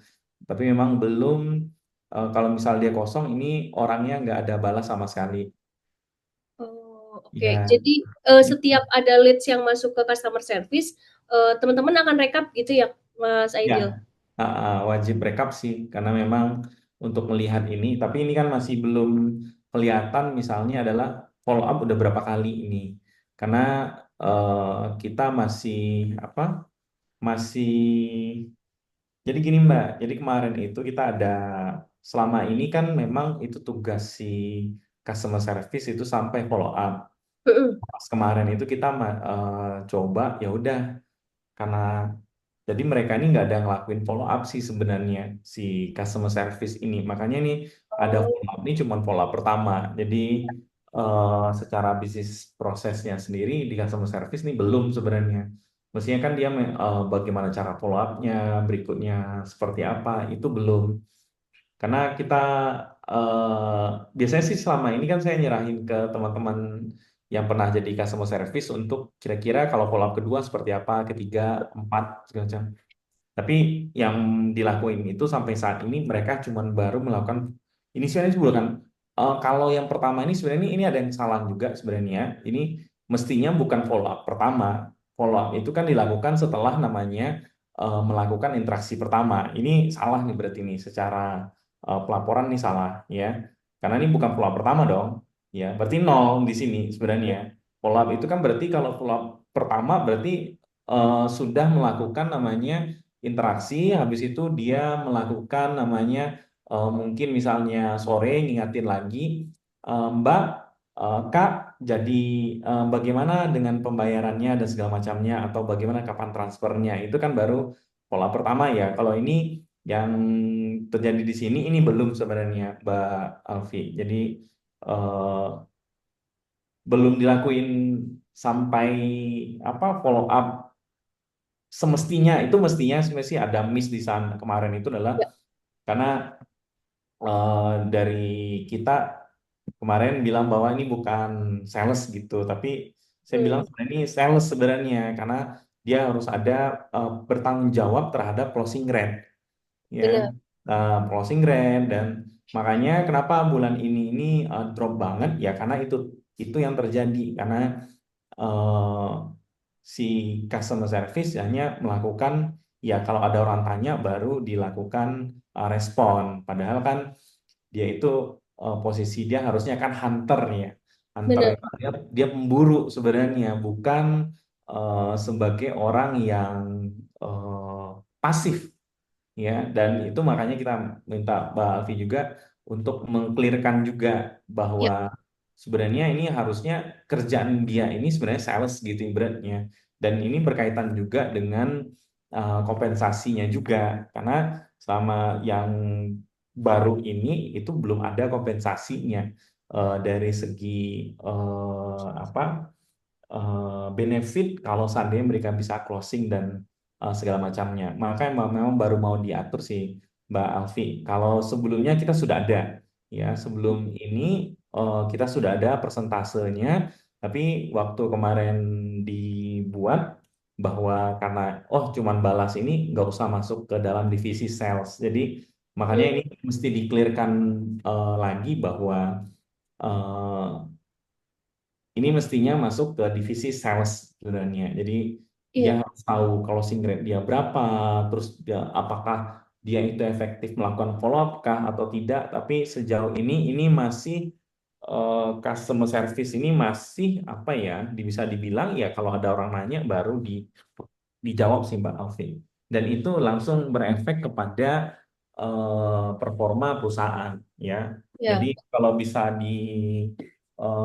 apa ya digambarkan bahwa bulan ini adalah omset terburuk selama tahun 2025 ya. Oh, Kenapa? Karena memang ya tidak berjalan sesuai dengan eh, adanya gitu. Bahwa mereka bukan tipe hunter tapi hanya membalas komen yang ada. Nah, itu makanya mesti eh, kemarin kita lakukan evaluasi apakah memang kita harus berarti perekrutan awalnya balik lagi seperti dulu, yaitu adalah ini adalah targetnya, eh, orang ini ada target, bukan hanya sekedar membalas bales ya. chat. Seperti itu, Mbak Alfi, Oke. tambahan saya. Mas Aidil izin confirm, berarti CS saat ini baru semua ya timnya? Ya, baru satu sih kemarin kita baru ini juga, baru dikeluarin juga secara eh, performa masih jauh di bawah ya, dengan Oh, hanya oke. membalas. Eh, itu sebenarnya balik lagi ada kesalahan di kita bahwa tidak kejelasan kerjaan dia apa sih sebenarnya. Hmm, Artinya dari awal itu makanya dirubah, makanya sekarang kan dirubah ya prosesnya bahwa si CS itu sales sebenarnya. ya, Karena kalau kita bilang bahwa dia bukan sales, yang terjadi adalah kayak sekarang dia ya, dia tidak ngejar ya. benar, benar, benar. Makanya kita melakukan perubahan. Makanya kenapa kita tidak melakukan mengeluarkan yang ada, karena ada satu orang saat ini, karena kita memang pada posisi nanti siapa yang balas gitu Mbak Alfi. Makanya kenapa kita Hmm, mau melakukan perubahan untuk next perekrutan sebenarnya.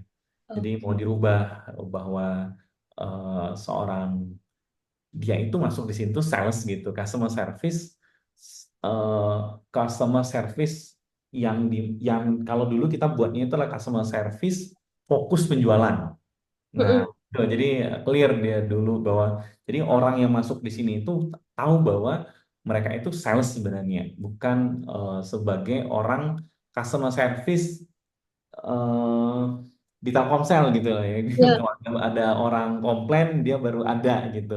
Makanya itu yang terjadi kayak saat sekarang adalah ya itu karena memang dia bukan merasa karena memang job desk itu bukan sebagai seorang sales, ya yang terjadi adalah dia melakukan eh, membalas chat yang ada.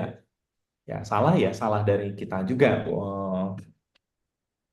Apa namanya salah dari saya juga karena meng-ACC juga hal itu. Tapi nggak ada masalah bagi saya. Ini semua bagian dari prosesnya ya. Makanya pelajaran. penting di kita nih bagi teman-teman semua juga saya udah sampaikan juga bahwa penting kalau kita masuk ke dalam sebuah ekosistem ya kita pahami dulu ekosistemnya seperti apa ya karena kalau tidak kita paham tiba-tiba kita langsung melakukan suatu hal yang berbeda yang tidak sesuai dengan ekosistem. Nah, hari ini itulah yang terjadi gitu loh ya. Jadi ya nggak ada masalah ini makanya kita minta tolong ke Mbak Alfi ya di Mid Lab. Kita akui kok kita banyak kekurangan ya seperti kayak kita double job desk gitu ya kayak misalnya Kang Ari sebelumnya diperbantukan jadi customer service makanya Kang Ari itu kebingungan saat misalnya mau mengasih data gitu karena dari saya sendiri ya kita fokus kita masih ke ya udah balasin chat yang masuk dulu gitu Mbak Alfi tapi saya yakin dengan ke depan dengan kejelasan bahwa ada bisnis proses, juga SOP-nya, dan kita memberitahukan apa sebenarnya pekerjaan mereka di sini, eh, itu mudah-mudahan tidak terjadi miss lagi sih sebenarnya seperti itu sih Mbak Alfi. Ya, betul. Makasih banyak Mas Aidil untuk penjelasannya. Mungkin nanti saya coba bantu ya nanya-nanya lebih dalam gitu ya. Di luar sesi ini nggak apa-apa ya Mas Aidil kalau saya nanti Nggak apa, ada silakan Mbak Alfi. ngechat ke teman-teman gitu, maksudnya untuk Boleh. memperjelas jadi Di agar grup tuh boleh. ya, Nanti Mbak Alfi manfaatin grupnya nggak ada masalah kok di kita. ya. Kita Oke, jadi feel free kok karena memang kita akui bahwa kita ini masih lemah dari sistem sih ya. Terutama ya. dari saya pribadinya juga akhirnya juga lemah pada tim yang lain. Ya, gitu Oke. Mbak Alfi. Silakan Mbak Alfi, lanjut Mbak Alfi. Oke. Ya, izin nanti untuk teman-teman semua mungkin setelah sesi ini untuk bisa mempertajam materi-materi selanjutnya, saya akan banyak nanya-nanya terkait teknis ya teman-teman, agar nanti sesi praktek kita saat lagi HR mentoring ini bisa aplikatif untuk semuanya, terutama tadi sih saya soroti mungkin masih ada beberapa hal yang sifatnya manual, terus monitoringnya masih belum terbuat gitu, sehingga mungkin itu yang akhirnya bikin saat misal gitu ya di bulan Oktober tadi seperti yang Mas Aidil sebutkan, saat omset turun kita mau nge-track ini omset turunnya karena di mana nih, itu butuh waktu lama gitu. Sedangkan saat bisnis berjalan idealnya ada hal yang kurang sesuai target, itu kita idealnya bisa langsung cepat analisanya gitu. Oke. Nah, ini saya nanya ke teman-teman nih. Menurut teman-teman, apa yang biasanya dilakukan seorang HR atau leader apabila bisnis mengalami pertumbuhan atau ekspansi? Yang misalnya biasanya yang ngechat dikit 100, tiba-tiba 1000 orang. Yang nanya ke tim customer service, biasanya apa sih yang perlu dilakukan seorang leadernya atau HR-nya? Saat bisnisnya tiba-tiba bertumbuh atau ekspansi ke skala yang jauh lebih besar.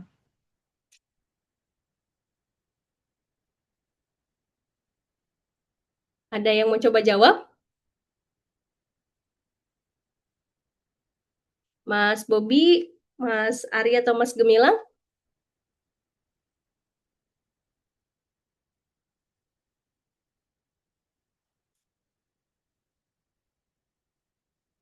Halo? Suara saya terdengarkan ya? Mas Bobi atau Mas Ari, Mas Gemilang? Nah, ini udah kelihatan sih. Oke, langsung aja saya iniin.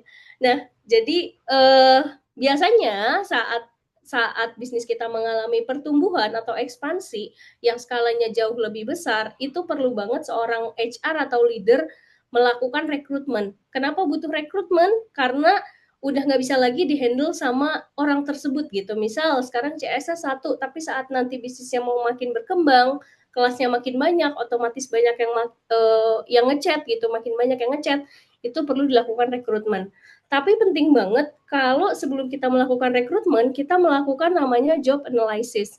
Job analysis ini adalah proses di mana kita mengidentifikasi secara spesifik sebenarnya apa sih yang kita mau gitu, terutama leadernya ya.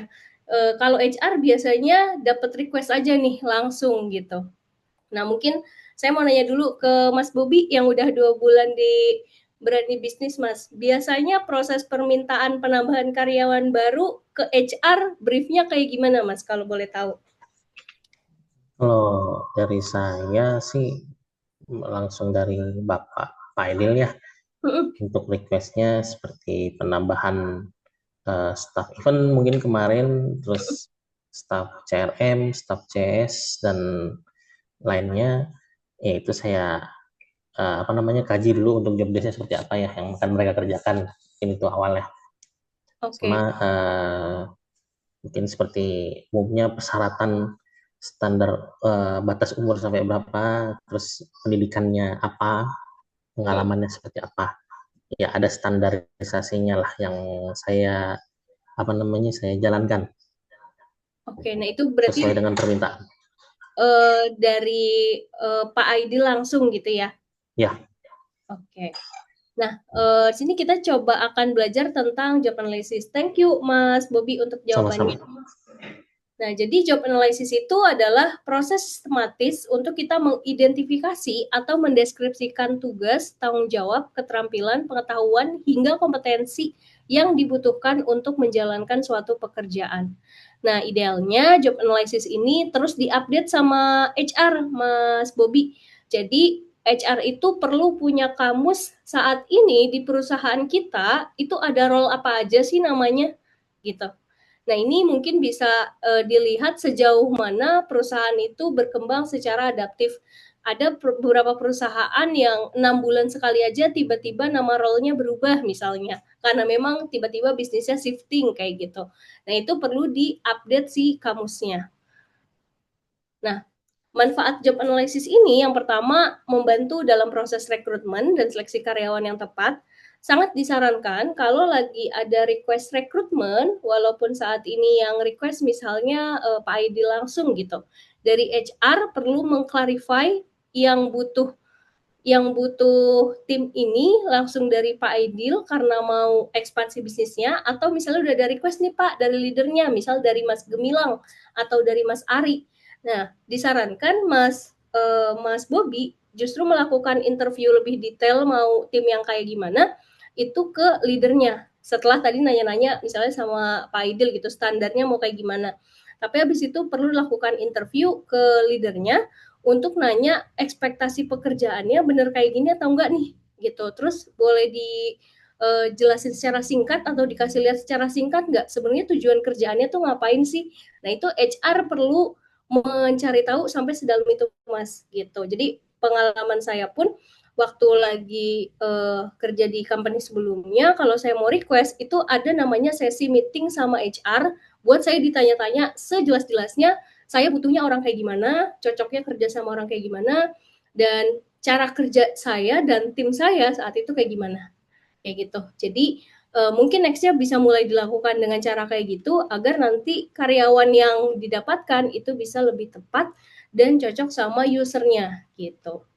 Nah, selanjutnya manfaat job analysis memastikan peran dan tanggung jawab karyawan sesuai dengan kebutuhan organisasi, memberikan panduan untuk pelatihan dan pengembangan karyawan, meningkatkan efisiensi dan produktivitas organisasi karena kita tahu role apa aja yang saat ini ada, kebutuhannya kayak gimana, dan membantu menentukan kompensasi dan tunjangan yang adil karena kita tahu load-nya sejauh mana. Nah, ini job analysis template yang coba saya buat. Nanti dari Mas Bobby atau teman-teman lain kalau misalnya ada yang notes-notes tambahan yang dibutuhkan gitu misalnya untuk salah satu role misal dari Mas Ari kalau konten kreator saya butuh nyari orangnya yang minimal punya 1.000 followers karena minimal dia sendiri harus aware sama sosial medianya sendiri baru dia bisa nge-manage sosial media orang lain misal kayak gitu. Nah, itu bisa ditambahin satu kolom yaitu notes.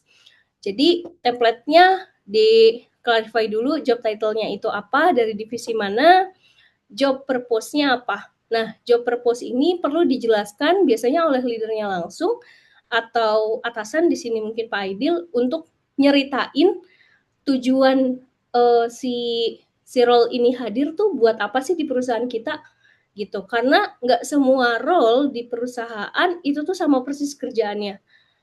Somehow di beberapa perusahaan role tersebut tuh masih harus megang beberapa kuncian-kuncian pekerjaan lainnya. Nah, itu yang perlu ditanyakan purpose si role ini tuh sampai sejauh mana. Nah, terus job requirement diperjelas tadi detail standar-standar kelulusan apa minimal, perlu pengalaman kerja apa enggak, harus bisa apa aja. Itu juga masuk ke skill, lalu job desk-nya. Nah, ini job desk juga perlu di clarify sejak awal dan dikonfirmasi ke leader, benar nggak job desk-nya ini aja. Karena kadang ada beberapa perusahaan juga yang nulis job desk pas lagi buka rekrutmen kayak dikit, tapi ntar tahu-tahu pas masuk kok kerjaannya banyak banget. Nah, itu juga jangan sampai kita salah nge-hire karena nggak clear sejak awal. Nah, bentuk job analysis kayak gini, Mas Bobby dan teman-teman. Jadi, tugas pertama, teman-teman nanti mohon untuk tuliskan job title masing-masing timnya. terus dari divisi apa, job function-nya atau job purpose-nya itu apa. Jadi harapannya role ini hadir itu untuk ngapain sih gitu. Dijelaskan. Terus job requirement-nya. Menurut teman-teman, kalau misalnya job title atau job position ini diganti sama orang lain, butuh nyarinya biar bisa kerja yang sesuai standar kayak sekarang, itu butuh nyari orang yang kayak gimana. Ditulis skill-nya dan juga job desk saat ini untuk si role tersebut. Nah, ini nanti dari HR akan maintain setiap bulan ke bulan. Kalau misalnya dari HR tahu ada perubahan strategi atau perubahan arah bisnis, nah itu HR bisa mengkonfirmasi setiap leadernya apakah ada perubahan di masing-masing role agar ininya diupdate. Sampai sini ada yang mau ditanyakan dari teman-teman?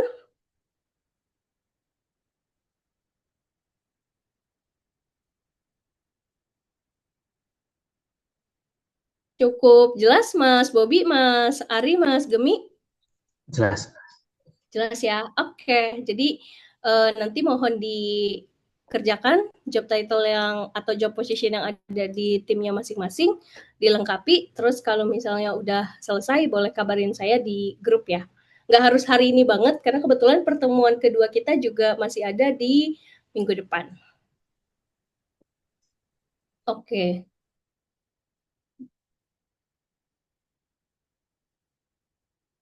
Nah, ketika job analysis udah dibuat sejelas mungkin dan diidentifikasi oleh HR dan masing-masing leadernya untuk bisa menemukan karyawan yang tepat saat proses rekrutmen, selanjutnya adalah masuk ke proses onboarding karyawan. Onboarding karyawan itu maksudnya adalah kita menyambut karyawan-karyawan baru untuk bekerja di perusahaan atau di tim kita dengan harapan dia bisa membantu kita meringankan kerjaan yang tadinya overload, tapi sekarang udah ada orang baru nih, jadi harusnya dia bisa meringankan sesuai dengan yang kita harapkan. Nah, pasti dari sudut pandang HR dan leader, kita tuh selalu berharap karyawan baru itu mampu beradaptasi dan mampu bekerja sesuai target. Mampu beradaptasi maksudnya adalah si orang baru ini atau karyawan baru ini bisa bekerja dengan value yang ada di perusahaan. Misal, value yang ada di perusahaan bagi laki-laki wajib sholat ke masjid kalau lagi di kantor, itu harusnya bisa beradaptasi. Terus, misal kalau di kantor aturannya setiap hari Senin sampai Jumat wajib kerja di kantor, hybridnya kita setiap hari Sabtu aja, itu harapannya bisa beradaptasi. Jadi value-value yang mungkin agak beda dengan perusahaan lain, harapannya bisa cepat beradaptasi si anak baru ini, terutama HR ya. HR biasanya yang paling berasa painful nih kalau lagi ada proses rekrutmen, harapannya betah-betah deh, jangan sampai cuman kerja bentar, besok cari lagi. Nah, itu akan ada proses yang capek banget pasti. Dan leadernya pun akan ngerasa capek karena harus ngejelasin hal yang sama berulang-ulang saking susahnya nyari karyawan yang cocok. Jadi pasti dari HR dan leader mengharapkan hal ini bisa terjadi kalau ada onboarding. Nah, sekarang kita akan belajar gimana caranya saat ada onboarding karyawan baru, dan harapannya proses rekrutmennya tadi sudah tepat ya, karena kita sudah menganalisa job yang dibutuhkan sejauh mana. Nah, saat ada karyawan baru, yang selanjutnya harus kita jaga adalah proses kita mengenalkan perusahaan dan cara kerja ini agar si karyawan nyaman. Apalagi sekarang kalau kita banyak nge-hire karyawan Gen Z ya. Mungkin teman-teman udah mulai ngerasain beberapa karyawan Gen Z atau yang masih sangat muda, mereka tuh cenderung nyari kenyamanan. Jadi once kita salah langkah dalam nge-treat mereka, mereka nggak akan segan-segan untuk udah deh resign aja nggak apa-apa, nggak usah kerja dulu nggak apa-apa daripada burnout dan mental health-nya terganggu misalnya kayak gitu. Nah, jadi itu yang kita harus pastikan, kita bisa menghadirkan proses yang sangat smooth, proses yang sangat baik saat hadirnya karyawan baru. Nah, ini beberapa checklist yang perlu dilakukan oleh teman-teman. Ternyata saat kita mau hire karyawan baru, proses kita menyiapkannya atau welcoming si karyawan baru itu bukan hanya saat hari pertama. Tapi sebelum hari pertama pun, misal di H-1 atau H-2, itu dari HR perlu untuk nyiapin beberapa hal. Nah, ini detail lebih lanjutnya nanti akan dijelasin di setiap halamannya setelah ini. Tapi yang perlu dipahami untuk karyawan baru itu mohon untuk dipastikan prosesnya tuh kalau bisa sebelum hari pertama udah mulai dilihat checklistnya apa, terus hari pertama harus ngapain, minggu pertama ngapain, terus minggu kedua. Mohon maaf typo di sini. Nah, jadi proses onboarding-nya itu benar-benar sesuai dengan yang kita harapkan, dan kita sebagai atasan pun nggak bisa langsung judging kayak, oh dia nggak bisa kerja nih, tapi dia sendiri nanti belum kita jelasin tentang perusahaan, nggak kenal perusahaan kita kayak gimana, nggak ngerti ekspektasi kerjanya harus kayak gimana, jangan sampai juga kayak gitu. Nah, apa sih yang biasanya perlu dipersiapkan onboarding checklist-nya sebelum hari pertama? Yang paling penting adalah menyiapkan dokumen administrasi, terus membuat akun email jika ada, kalau nggak ada sistem kerjanya, atau invite ke grup kerja. Lalu menginformasikan kepada tim yang saat ini ada terkait besok mau ada karyawan baru.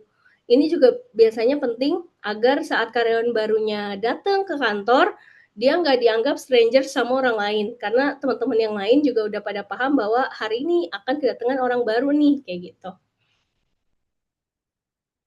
Nah, lalu onboarding checklist saat day one, ini yang juga penting banget, experience saat mereka datang hari pertama ke kantor, harapannya sebelum mereka dikasih tahu, nih besok kamu, hari ini kamu harus ngerjain A, B, C, D, selama sekian hari untuk kita lihat. Nah, sebelum ke sana, wajib banget karyawan baru itu dikenalin dulu tentang perusahaannya. Nah, dikenalin perusahaannya, ini biasanya sama HR. Kenapa sama HR?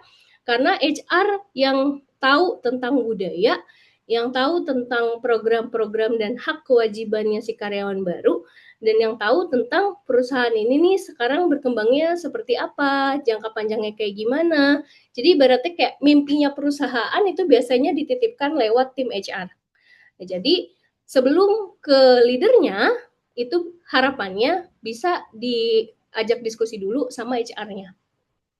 Nanti saya juga akan jelasin company handbook seperti apa yang harus dibuat sama HR.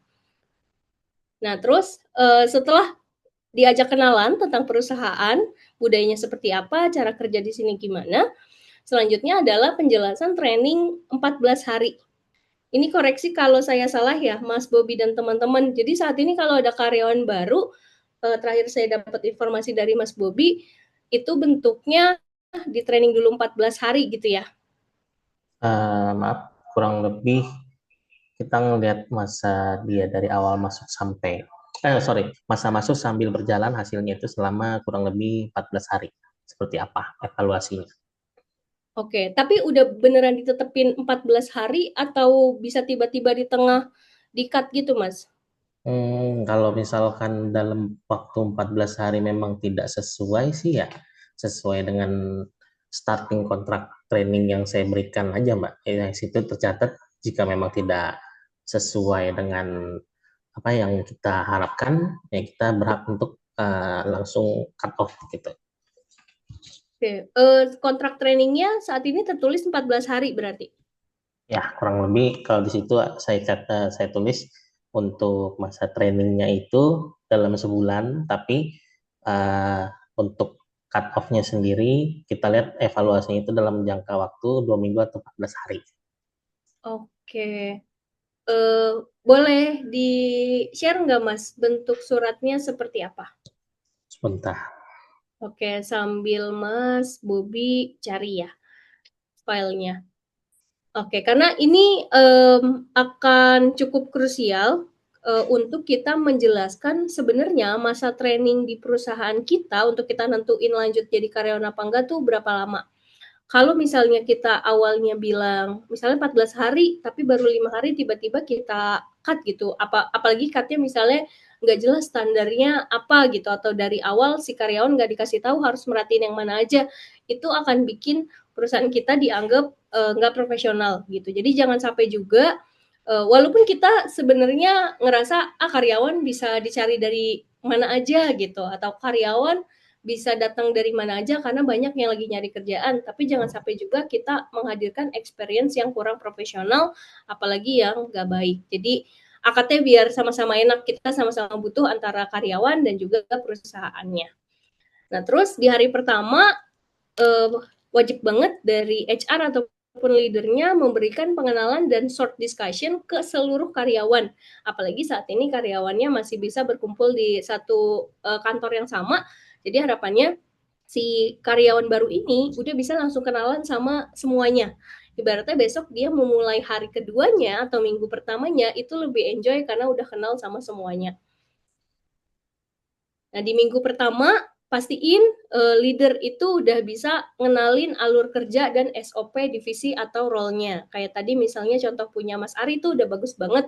Udah jelas konten kreator tugasnya apa, step-nya apa, saat di step itu harus ngapain, tools-nya apa. Nah, itu dijelasin dengan jelas di minggu pertama. Terus selanjutnya leader perlu untuk nge-training teknis things-nya atau cara ngerjainnya sesuai posisi masing-masing.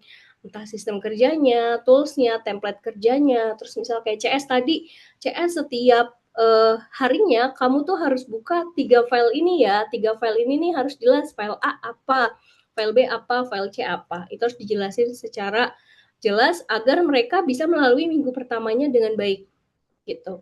Terus sambil berjalan minggu pertama, leader perlu melakukan review hasil kerja harian dan diskusi kendala. Karena karyawan baru itu biasanya juga banyak nervousnya, banyak masih bingungnya, kita sebagai leader juga nggak boleh asal ngejudge dia nggak perform nih atau nggak bagus nih. Kita harus tanya dulu kenapa ini terjadi, kenapa misalnya kamu balas chatnya lama, ada masalah nggak, bingungnya di mana. Nah, saat di review itu tuh mungkin di reviewnya di hari ketiga atau hari keempat. Kita lihat nanti di minggu keduanya ada perubahan atau enggak. Seenggaknya kita sebagai leader itu hadir juga sebagai mentor atau trainernya mereka gitu. Jadi nggak cuman sebagai atasan yang cuman mau hasilnya aja bagus titik gitu. Nah, itu perlu banget kita hadir sebagai sosok yang bisa mengajarkan dan mengayomi lah ibaratnya biar mereka nggak takut untuk melakukan hal-hal yang kita harapkan. Di minggu kedua, itu perlu ada review dan monitoring pekerjaan yang lebih intens, karena ini udah mulai masuk ke penentuan dia sebenarnya oke atau enggak nih untuk kita lanjut. Adanya evaluasi pekerjaan, dan adanya diskusi hasil evaluasi dan pengumuman kelulusan secara jelas. Kayak dia lanjut atau enggak, kenapa nggak lanjut, kayak gitu. Nah, sebelum saya lanjut onboarding checklist versi HR seperti apa, mungkin dari Mas Bobby mau coba share nggak Mas saat ini training dokumen yang dikasih seperti apa?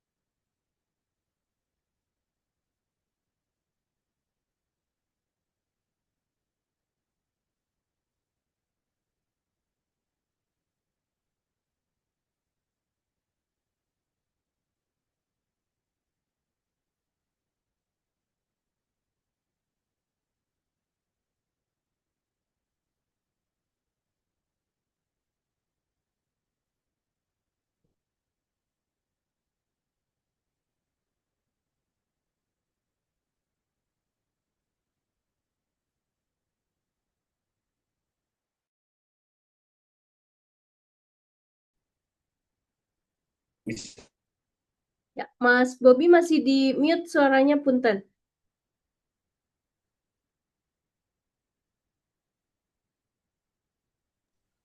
Oke. Kurang lebih untuk formatnya seperti ini, Mbak. Oke. Masa training 14 hari, terhitung mulai, SOP, berhak putuskan, oke. Ya, jadi ini yang ditandatanganin karyawan di hari pertama kerja ya, training Ya, training dokumennya. betul. Oke. Oke, thank you Mas Bobby. Ya, oke, kasih. Nanti saya mau tambahin sedikit tips biar lebih jelas bahwa si surat ini udah bagus, ada kejelasan bahwa trainingnya dalam 14 hari, tapi yang menurut saya masih kurang adalah kejelasan job desk sama targetnya gitu. Oh iya, tinggal tambahin ya. Betul. Saya izin share screen ya Mas. Silakan. Karena kita sebagai si pemberi kerja mesti juga ngasih kejelasan kita maunya dia kayak gimana gitu. Nah ini salah satu contoh yang saya buat. Jadi ditulis nama trainingnya. Ini jadi mungkin kayak lampiran dokumen gitu bisa sih Mas dibuat di sama suratnya gitu. Yang tadi surat Oke. tanda tangan, ini lampirannya. Jadi diperjelas job desk-nya apa selama masa training dan nanti terus target metric saat training. Nah mungkin kalau menurut teman-teman leader gitu, misalnya Mas Ari atau Mas Gemilang lagi nyari orang dan saat masa training tuh nggak bisa dia langsung bisa sesuai KPI standar kita nih gitu misalnya, karena memang perlu belajar dulu, perlu sambil buka-buka catatan dulu, SOP dulu gitu. Jadi nggak bisa langsung tiba-tiba dia jadi karyawan yang sangat sangat langsung sesuai KPI gitu. Jadi misal pas lagi target training sama target setelah kerja mau dibedain. Nah, itu mungkin bisa dibuat beda juga di sini. Bentuknya table. Target matrix saat training sama target matrix setelah menjadi karyawan. Target matrixnya harus gimana? Itu diperjelas. Ini harus sangat jelas agar saat leader atau HR memutuskan dia nggak bisa lanjut, itu ada landasannya. Misal, udah tertulis nih di surat bahwa maksimum balas chat WA 5 menit, tapi kamu balas sampai 30 menit dan itu terjadi berulang kali. Jadi karena targetnya nggak tercapai, mohon maaf kamu udah nggak bisa lanjut lagi. Nah, jadi saat kita mau ngomong itunya tuh enak gitu. Kita punya landasan awal apa yang harus dia kejar, kalau dia nggak bisa ngejar, nggak bisa tercapai ya memang nggak fit sama kita kayak gitu. Termasuk budaya perusahaan yang sifatnya sangat krusial. Misal kalau di Berani Bisnis nggak boleh ada tim yang telat, karena kalau telat itu mencerminkan misalnya nggak disiplin atau apa gitu. Terus misal wajib sholat 5 waktu, untuk yang laki-laki saat di kantor wajib sholat ke masjid, misalnya untuk yang perempuan sholat di kantor yang tersedia fasilitasnya atau kayak gimana. Nah ini juga diperjelas di sini.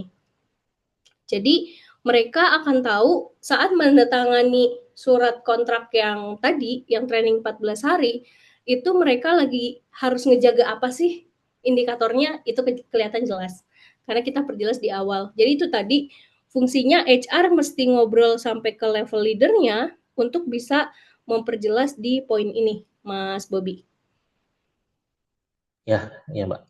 Gitu, biar Bang semoga Bobinya kalau ngeluarin orang nggak pakai drama kemana-mana ngomongnya. kita harus Untuk menjaga teman-teman. agar perusahaan kita juga nggak viral ya teman-teman. Ya, Viral dia. kalau saya sih cut off orang pasti berdasarkan evaluasi ya, maksudnya hasil kerjanya seperti apa. Ya mungkin bagus. di training dokumen tadi bisa ditambah-tambahin kali ya, Mbak ya. Bisa. Intinya jangan sampai orang itu ngerasa kayak nggak pernah dikasih tahu di awal, tapi tiba-tiba pas hari ke-14, kok saya dikeluarinnya karena ini, pas awal saya nggak ngerasa ini penting banget, misalnya kayak gitu. Oke. Gitu sih. Jadi itu lebih jelas, lebih enak. Oke. Nah, terus ini ada onboarding checklist from HR. Jadi untuk proses yang tadi onboarding dilakukan dengan smooth, harapannya bisa HR itu ngasih checklist seperti ini, Mas Bobby dan teman-teman. Jadi HR tuh kayak ngasih tugas tambahan biar mereka selama 14 hari harapannya lebih mengenal perusahaan kita gitu.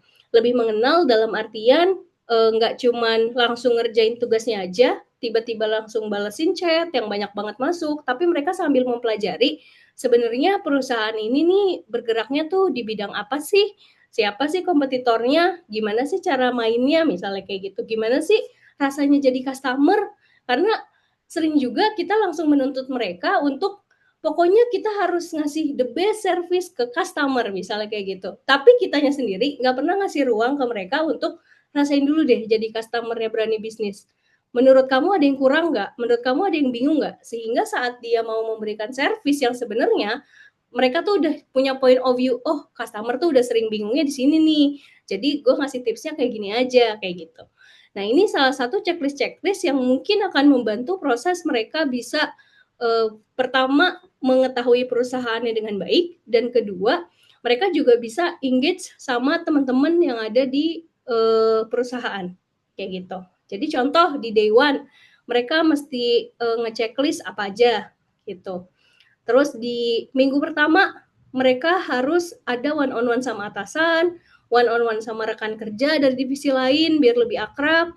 Terus mencoba experience sebagai customer dalam membeli produk branding bisnis, terus membandingkan experience sebagai customer di kompetitor. Jadi bisa jadi orang yang benar-benar masih fresh, belum pernah tahu produk kita, itu biasanya bisa lebih jujur tuh. Kalau kita sebagai yang udah di dalam kan udah terlalu banyak tahu tujuannya gitu ya. Misalnya, oh training ini dibuat emang buat A, udah pasti orang mau beli nih. Tapi kalau orang yang benar-benar masih baru, mereka akan ngelihat bias-bias atau blind spot yang mungkin kita nggak sadari. Misal mereka akan bilang, katanya mau jualan training A, tapi kok nggak dijelasin tentang ini sih? Orang jadi bingung nih, orang jadi ragu mau ngeklik beli, misalnya kayak gitu. Nah, itu yang harapannya kita dapetin saat mereka mencoba experience ini. Bahkan alangkah lebih baik kalau misalnya dari HR bisa kasih modal mereka benar-benar sampai ke tahap pembayaran sampai beli misalnya. Itu lebih dapat lagi tuh biasanya karena mereka akan dapat journey saat jadi customer yang beneran, saat udah bayar, gue tuh akan di-treat seperti apa sih? Kayak gitu. Tapi harus pakai anonim ya, jadi biar teman-teman dari divisi lain juga bisa ngebalesnya tuh dengan cara yang profesional juga gitu. Terus di minggu kedua harapannya mereka udah bisa buat rangkuman experience journey saat mereka nyoba di perusahaan sama versi kompetitor. Dan mereka harapannya bisa ngasih insight atau feedback untuk produk atau pelayanan kita. Nah ini minimal standar yang mesti dilakuin sama si anak training. Terlepas nanti dia lulus atau enggak, kita sebagai yang ngejalanin di perusahaan, jadi tahu insight dari orang yang benar-benar masih fresh banget baru masuk ke company kita. Terkait ini ada pertanyaan Mas Bobby?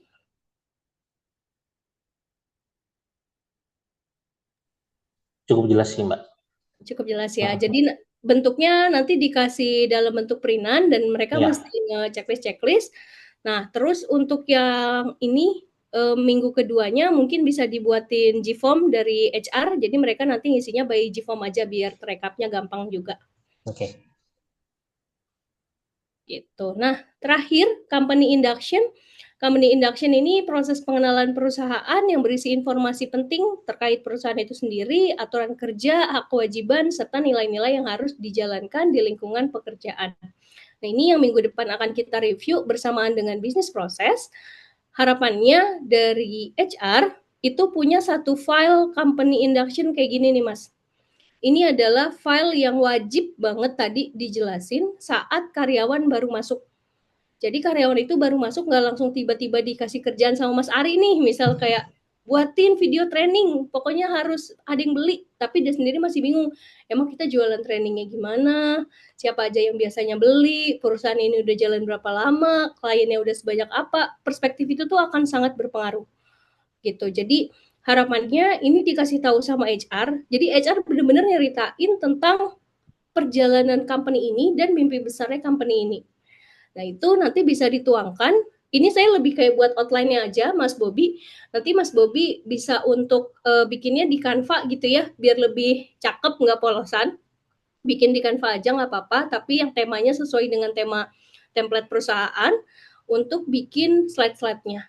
Jadi yang pertama pengenalan sejarah perusahaan, bisa dibuat misal perusahaan berdiri berapa lama, terus kesuksesan perusahaan sebesar apa, misal punya klien berapa, training berapa banyak yang udah dibuat, dan hal-hal lainnya tentang sejarah perusahaan kayak gimana. Nah, terus setelah itu ceritain tentang visi misinya perusahaan, lalu budaya perusahaan. Budaya perusahaan tadi misalnya di Berani Bisnis sudah ada belum Mas Bobi? Budaya perusahaan kan biasanya ada yang pakai singkatan tuh. Apa ya? Belum, Saya lupa. belum ini. Belum. Oh, belum ya. Belum Bukan ya, buat belum saya ada. itu Aman ya. Mas Bobi. Belum ada ya. Nah, mungkin nanti kalau belum ada, minimal kayak standar-standar yang harus dijaga di perusahaan itu apa? Misal kayak tadi sholat wajib, terus tentang kekeluargaan, tentang tidak mencampurkan urusan profesional dan keluarga, Oh, kalau tentang itu tim. ada Mbak, kalau itu Itu udah ada. ini Ada ya? apa, basic rule kalau itu. Bukan Ya. perusahaan di kita. Oke. Kalau itu basic rule di kita ada. Udah ada ya basic rule. Nah, ini Kalau berarti basic rule udah ada. bisa diganti dulu basic rule sambil nanti kita ketemu materi yang tentang company apa ya, kayak ada company culture atau company value, itu nanti bisa dirumuskan budaya perusahaannya. Oke. Tapi sementara Bisa basic. Mbak masukin aja itunya, nanti saya bantu Mbak Bobi juga. Apa namanya yang untuk culture tadi juga, budaya ya. perusahaan sama basic rule. Oke. Basic rule, terus setelah basic rule dijelasin tentang produk dan service yang ada di perusahaan ini itu apa aja. Nah, ini kalau misalnya Mas Bobi ngerasa kayak ragu, bisa tanya juga ke leader-leader yang ada di sini, ke Mas Arya atau ke Mas Gemilang, biar lebih firm gitu ya. Terus dijelasin juga biasanya produk service itu dijual setiap kapan, hari apa keluarnya, terus hal-hal baru yang biasanya terjadi, produk kayak gimana, dan kenapa produk itu keluar. Nah, pokoknya kayak perjalanan kita tuh menghasilkan duitnya dari mana sih, dan kenapa kita perlu melakukan itu dijelasin. Lalu milestone perusahaan, nah ini sebenarnya mirip-mirip sama tadi yang pengenalan sejarah perusahaan, tapi ini lebih ke gambaran besarnya aja. Misal udah berdiri dari berapa tahun yang lalu Mas Aidil punten? 2014. Dari 2014, kayak kita udah berjalan 11 tahun nih. Awalnya 2014 kita cuma punya produk A doang, dan dulu klien kita tuh mungkin dalam sebulan cuman 10 orang. Tapi 5 tahun berjalan kita bertransformasi, partnering sama berbagai partner trainer kita yang sehingga kita sekarang punya produk segini di setelah 5 tahun. Lalu berjalan lagi di tahun ke-10 kita punya apa dengan klien sekarang makin banyak. Jadi kayak kegambar bahwa milestone perusahaan ini nih sangat baik dari per 5 tahun gitu misalnya. Lalu bisnis proses. Nah, bisnis proses ini ya kita nanti sambil pelajarin di minggu depan untuk masing-masing divisi, tapi mungkin dari Mas Bobi bisa buat bisnis proses keseluruhan dulu, Mas. Jadi kayak customer journey. Customer journey, orang mau beli tuh ketemu cara belinya misal dari digital ads, terus habis dari digital ads masuk ke website, bayar gitu. Jadi nanti bisa dikasih kayak icon-icon terus tanda panah kayak gitu. Alur proses secara generalnya. Berarti pembeli customer awal pertama bergabung ya? Betul. Oke. Nah, kalau misalnya ada perbedaan antara yang customer baru sama customer lama, itu juga boleh dibikin jadi 2 slide, itu boleh. Berarti 2 bagian ya, yang member awal sama yang member pengen join lebih materi lebih lebih jauh lagi gitu ya. Betul. Baik. Gitu. Nah, dan nanti bisa dikasih penjelasan juga kenapa sih member yang udah lama ini journey-nya dibuat lebih panjang karena kita mau ABCD. Nah, itu dijelasin. Oke. Berarti ada yang member awal ya sama member lama ya.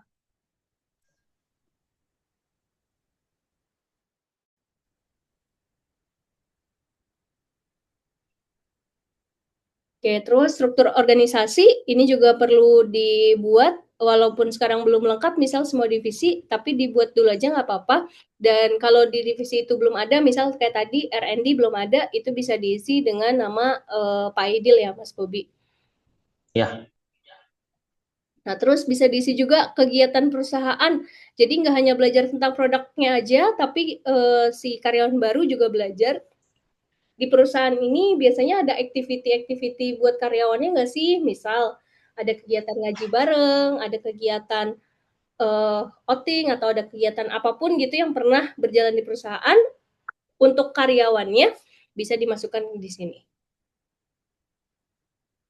Terus mungkin yang belum masuk sebelum produk service, sosial media. Sosial media perusahaan juga. Gitu. Sosial media perusahaan, terus karena training yang saat ini berjalan juga sama partner gitu ya. Bisa dijelasin juga training partner saat ini siapa aja. Jadi si karyawan baru itu juga ngerti gitu bahwa ini tuh nggak berjalan sendiri gitu, tapi kita punya partner, dan partnernya siapa aja, backgroundnya apa, juga bisa dijelasin by HR. Oke. Oke, kurang lebih itu dulu Mas Bobby untuk company induction. Nanti ketika saat lagi berjalan dan udah mulai praktek, pasti ada hal-hal yang ngerasa kayaknya butuh ditambahin deh biar mereka lebih kaya pengetahuannya tentang perusahaan. Itu nggak apa-apa banget ditambah. Tapi untuk di awal ini the basic things yang perlu dijelasin, dan harapannya si karyawan jadi ngerti arah perusahaan ini mau kemana dan cara jalannya seperti apa. Ada yang mau ditanya lagi dari Mas Bobby atau teman-teman yang lain? Kalau saya sih cukup, karena sedikit banyaknya nanti coba saya isikan yang slide tadi ya, Mbak. Siap, Mas Bobby. Pertanyaannya itu Mbak, kapan nih harus diselesaikan? Ini wajib. Ya, karena ini sifatnya tugas ya Mas Bobby. Perlu selesai sebelum pertemuan kita selanjutnya. Tanggal Oke. berapa ya? Lupa saya. Selanjutnya itu di 6 November. Oh, 6 Hari ya. Kamis depan ya. Kamis depan. Oh, Kamis, oke, insya Allah. Bisa ya Mas Bobby, insya Allah. Insya Allah bisa Bisa, terus. nanti bareng nanti. Mantap. Coba dicicil-cicil dulu aja. Yang penting udah mulai ada isinya. Kayak nggak harus langsung bagus kayak misalnya template Canva-nya harus yang langsung rapi atau gimana. Yang penting diisi dulu biar di pertemuan selanjutnya kita bisa review bareng.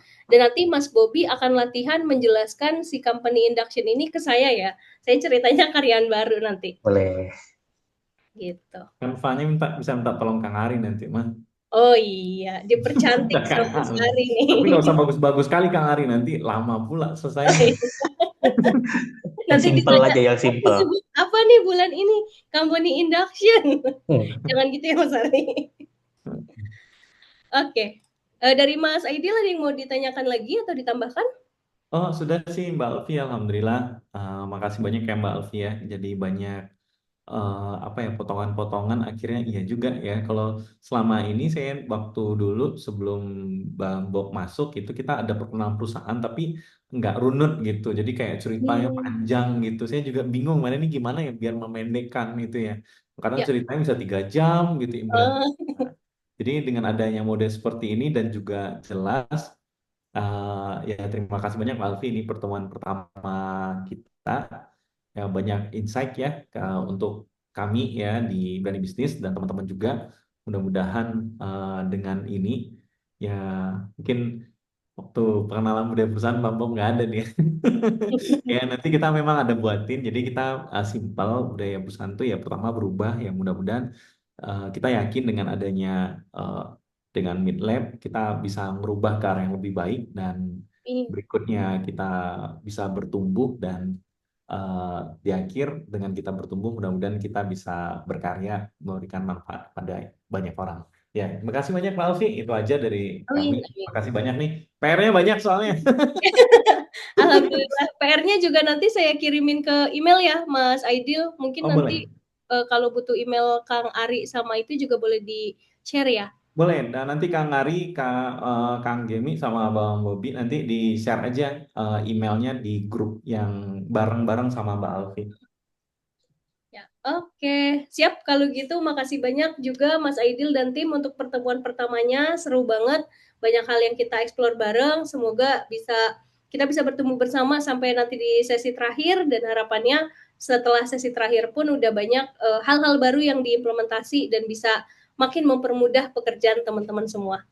Amin, amin, amin. Amin. Oke, izin saya tutup ya teman-teman. Wassalamualaikum warahmatullahi wabarakatuh. Makasih banyak semuanya.